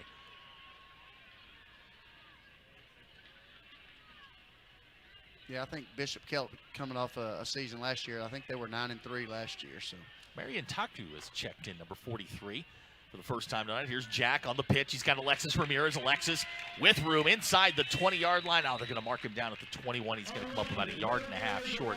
His first touch of the ball game. Yeah, good job. Going to result in a good pickup. It'll bring up third down, and we'll call it a yard and a half. That pitch play has been incredibly successful. It's been really good, today. yeah. And like I said, and when you're running the option, it's got to be sound. And if somebody's not where they're supposed to be, that's what's going to happen. So it'll be third down. The line to make is, we'll call it the 19 and a half. Going to go down into the flex bone. Pounders will go under center. Here's Orellana straight ahead. He's going to be awfully close. I think they're going to give it to him. Yeah, it looks like the official up top has already marked it. That'll be enough for the first down. Springdale moved the chains, and the clock continues to run here with 7:09 to go. And I think when they go back and look at the film after this one, I think they're going to be pretty pleased with the result. But there's certainly a lot to work on here as we get ready for Van Buren next week. You know, and again, you know, from week 1 to week 2 should be your biggest gain, obviously. Usually it is, and those are those little things that, you know, the penalties, you know, the missed blocks and things of that nature. Starting to see some wholesale changes on the offensive line. Daniel Elizade just checked in for 75, and it looks like we're going to get a timeout. 6:43 to go in the ball game. 42-14 our score. Coach and I'll be right back. You're watching the Springdale Bulldogs on Springdale Athletic Foundation Television. Hi, this is Zach Arns, the voice of the Springdale Bulldogs. Are you looking for a new career? Would you like to become a professional truck driver? The CDL Training School in Tawnytown, Arkansas is now opened and accepting new students. You can earn your CDL in just 3 short weeks with employment after you finish school, and PAM Transport will cover your tuition. You will train in the same equipment you will drive once you earn your CDL. Plus, students also receive a $100 weekly stipend during training. Don't wait another minute. Call PAM Transport today. 888-498-2549. That's 888-498-2549. Welcome back to Gerald Williams Bulldog Stadium. 42-14 our score. Springdale's been in control really since about midway through the first quarter when they tied it up at 7-7. They've gone on to score time and time again. Long pass plays, long runs. It's been a little bit of everything for the Dogs tonight. Yeah, you know, and you know, looking at their scores off the short field. And then when they scored again, they definitely pinned their ears back on the defense. 1st and 10 for Springdale. Jack on the keeper. Pounders. 10-yard line. 5. Jack with a stiff arm into the end zone. Touchdown, Springdale. Jack Pounders. Again. And that stiff arm, boy. I don't know if that's the X or the Y button or whatever you want to call it, but Jack with a vicious stiff arm and goes into the end zone for 19 yards out. Let's watch this from ground level. This stiff arm is one for the highlight reel for sure. That right there, that's a highlight play. It's our quarterback right there, Jack Pounders, putting it in the end zone. This is a big extra point here for A.J. Woods. This will make it a 35-point lead for Springdale, and that would invoke the sportsmanship rule, and Springdale will see the clock run for the rest of the ball game. Well, we're short on just get still, you know. Snap's good. Kicks on the way, and good. So our new score was 6:34 to go in the ball game. Springdale 49, Little Rock Central 14. We'll be right back. You're watching the Springdale Bulldogs on Springdale Athletic Foundation Television. Joe and Larry here with Sam's Furniture. We just wanted to thank you for your business and to let you know that your purchase helps serve so many people. That's right. The culture here at Sam's is to love and serve others in our community and around the globe. So when you buy at Sam's, part of your purchase goes to support one of the many organizations we partner with. You enable us to invest in our children, teachers, veterans, development in Africa, and distributing wheelchairs to those in need around the world. You are a part of this. So from the Sam's Furniture family to yours, thank you. 49-14 our score. Springdale in control. Jack Pounders goes in from 19 yards out. Another touchdown for him tonight. He's got 3 on the ground, 1 through the air. A little bit of everything tonight from our Springdale Bulldogs. Yeah, and it's definitely, you love to see that kind of stuff. And just from a confidence standpoint, that's huge for our offense. And, especially coming off last year with so many turnovers, and we've kind of talked about that. Having the offense line up and do what they do, it's been really good to see. A.J. Woods set to kick it off. He's going to need an ice bath after this one. He has been busy tonight. That leg's definitely sore. He gets into this one. That's going to take Bledsoe back to the goal line. This is Dallas Bledsoe looking for a little bit of room. Bounced around at the 20. Now he's going to reverse field. Dallas Bledsoe. He's going to be taken down. Cross midfield. Good run there by Dallas Bledsoe. Well, you know, like I said, they've got athletes on that field, and anytime you put it in the hands of an athlete, anything can happen. So by far their most explosive play of the night is going to give them the football at the Springdale 45-yard line. It'll be 1st and 10, and now we're going to see some changes. Lots of new faces coming in for Springdale defensively. We'll detail those as we go. Now we're into the sportsmanship portion of the game. The clock will run continuously, and these next 6 minutes will go pretty quickly. Changes for Little Rock Central as well. Here's Clegg with time, going to fire down the middle of the field. There's looking for, looks like Navari Nance. We're going to get an interference call. David Smith's going to get whistled for it. Little touch early. You know, he used the right hand, just got there just a tad bit early.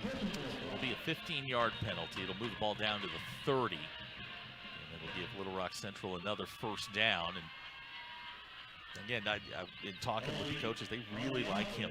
They like his range. They think he's going to be something special in the next little bit. 2 penalties, they offset. So very nice. Play first down. Okay, so that'll move it back to the 45-yard line, and we'll replay the first down. Again, the clock should be running. Yeah. There it goes. They wound the clock, and Ray Stewart's checked in at the running back spot for Little Rock Central. Try that little toss play. That's probably been their most effective run really play has. all night. Will be bumped out of bounds, close to first down yardage. We'll see where they mark that one.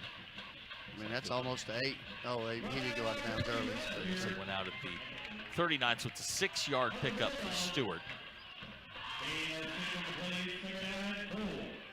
That'll bring up second down. Clegg, he'll throw.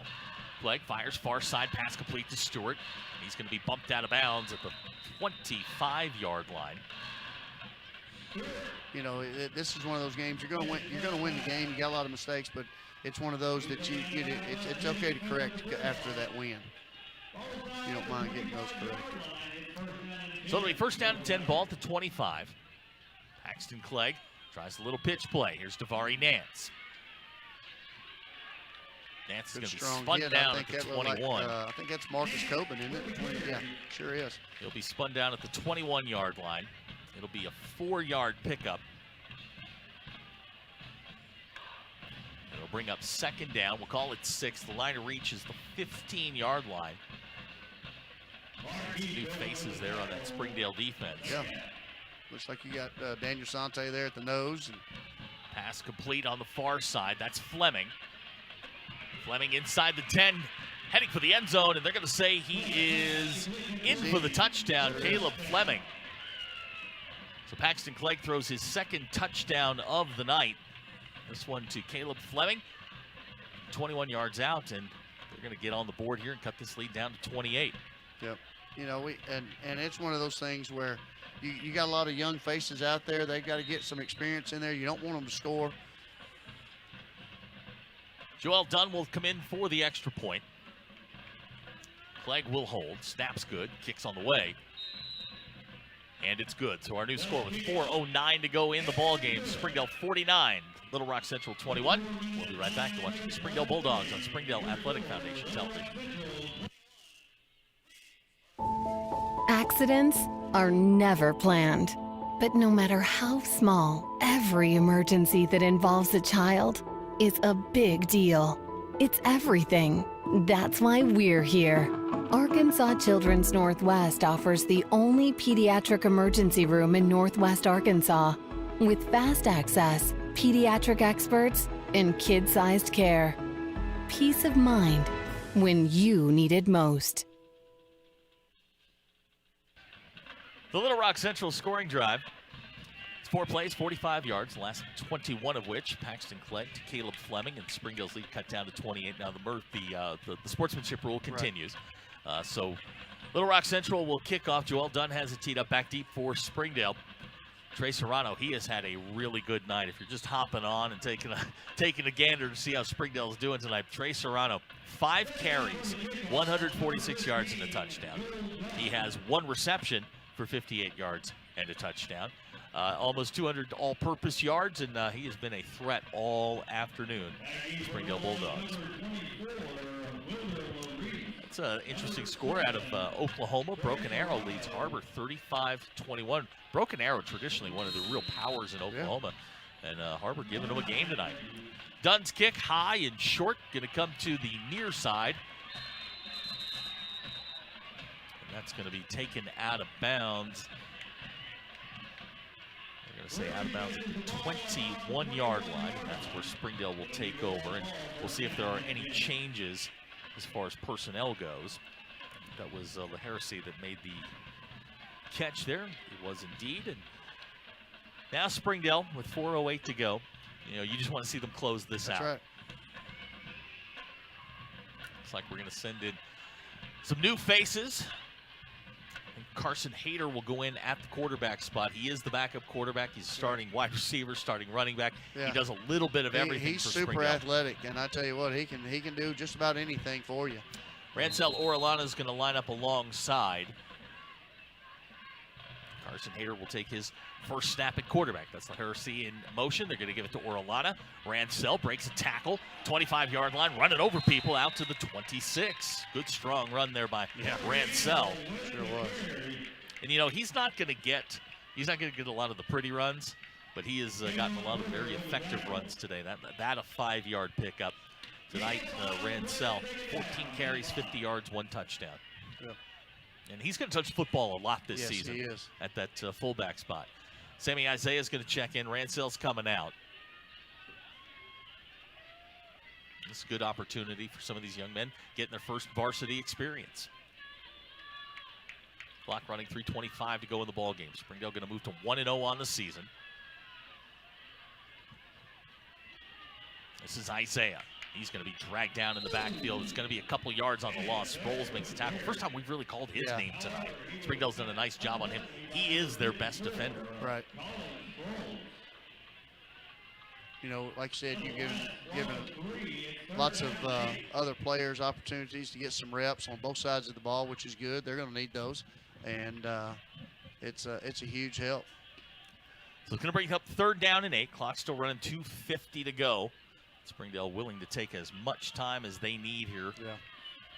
You know, if they can, you know, move the ball here, get a first down, then they'll run the clock out, obviously. But it's a good win for them. They're going to have to hurry here. 3 seconds on the play clock, 2 seconds, 1 second. They get the snap off. Now confusion in the backfield, and Carson Hayter's going to go back down at the 21-yard line, and now we're going to get a penalty, and that's just can't do it. Yep. And that's it's going to go on Little Rock Central, and Springdale's probably going to get the first down, and that's going to be it. Yep, that's going to do it there, and that's something, you know, late in the game, you don't want that to happen. Their coach is frustrated. He's trying to get his player off the field, and it's just something that when you're getting beat and you're frustrated, you can't do that. We'll wait for the call here. Boy, he is taking an earful from his coaches on the far side right now. And that's something that the coach knows. Hey, look, you know, at this time, it's not about being selfish. It's about being as a team, and you got to be smart in those times. So what they did was they called Springdale for an illegal formation.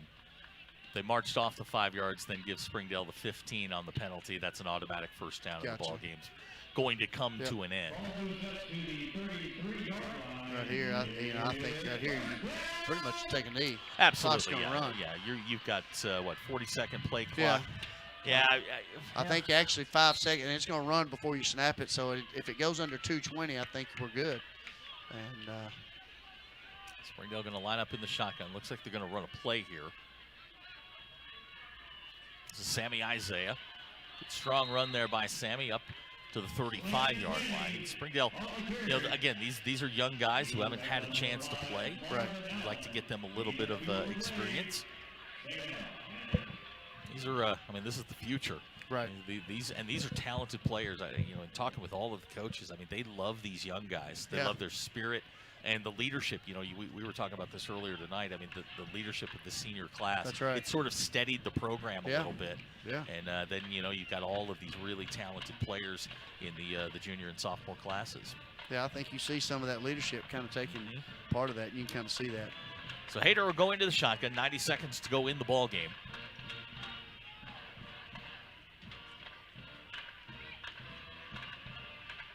Here's Sammy Isaiah again. Boy, he's shifty. Yeah, he was. He's going to get real close to first down yardage. I think, you know, one more snap, and I think it's probably pretty much going to do it. They gave him the first down, and that is more than enough for Springdale to put this one away.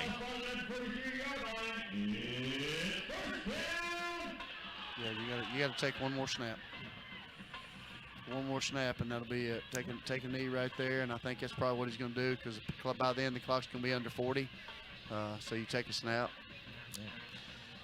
After kind of a disjointed start, Springdale got it in gear and took care of business tonight. They're going to win a ball game by 28. They're going to head down to Van Buren next week with an opportunity to go to 2-0. Here's Heresy straight ahead. He'll get up to the 46-yard line. That should do it. Yeah, that's going to give Springdale enough to run out the clock, and they're going to move to 1-0 on the season. And watching Coach Hobbs down there, I mean, you can feel it. I mean, this is something they worked towards all summer long, and they're going to go to 1-0. Good for him. He's worked real hard to kind of change the culture, and he's got a good staff in there, and we really kind of have come together as a whole group. Just vertically, and it's been fun to watch Coach Hobbs take control of that. So our final score tonight as the clock hits 000.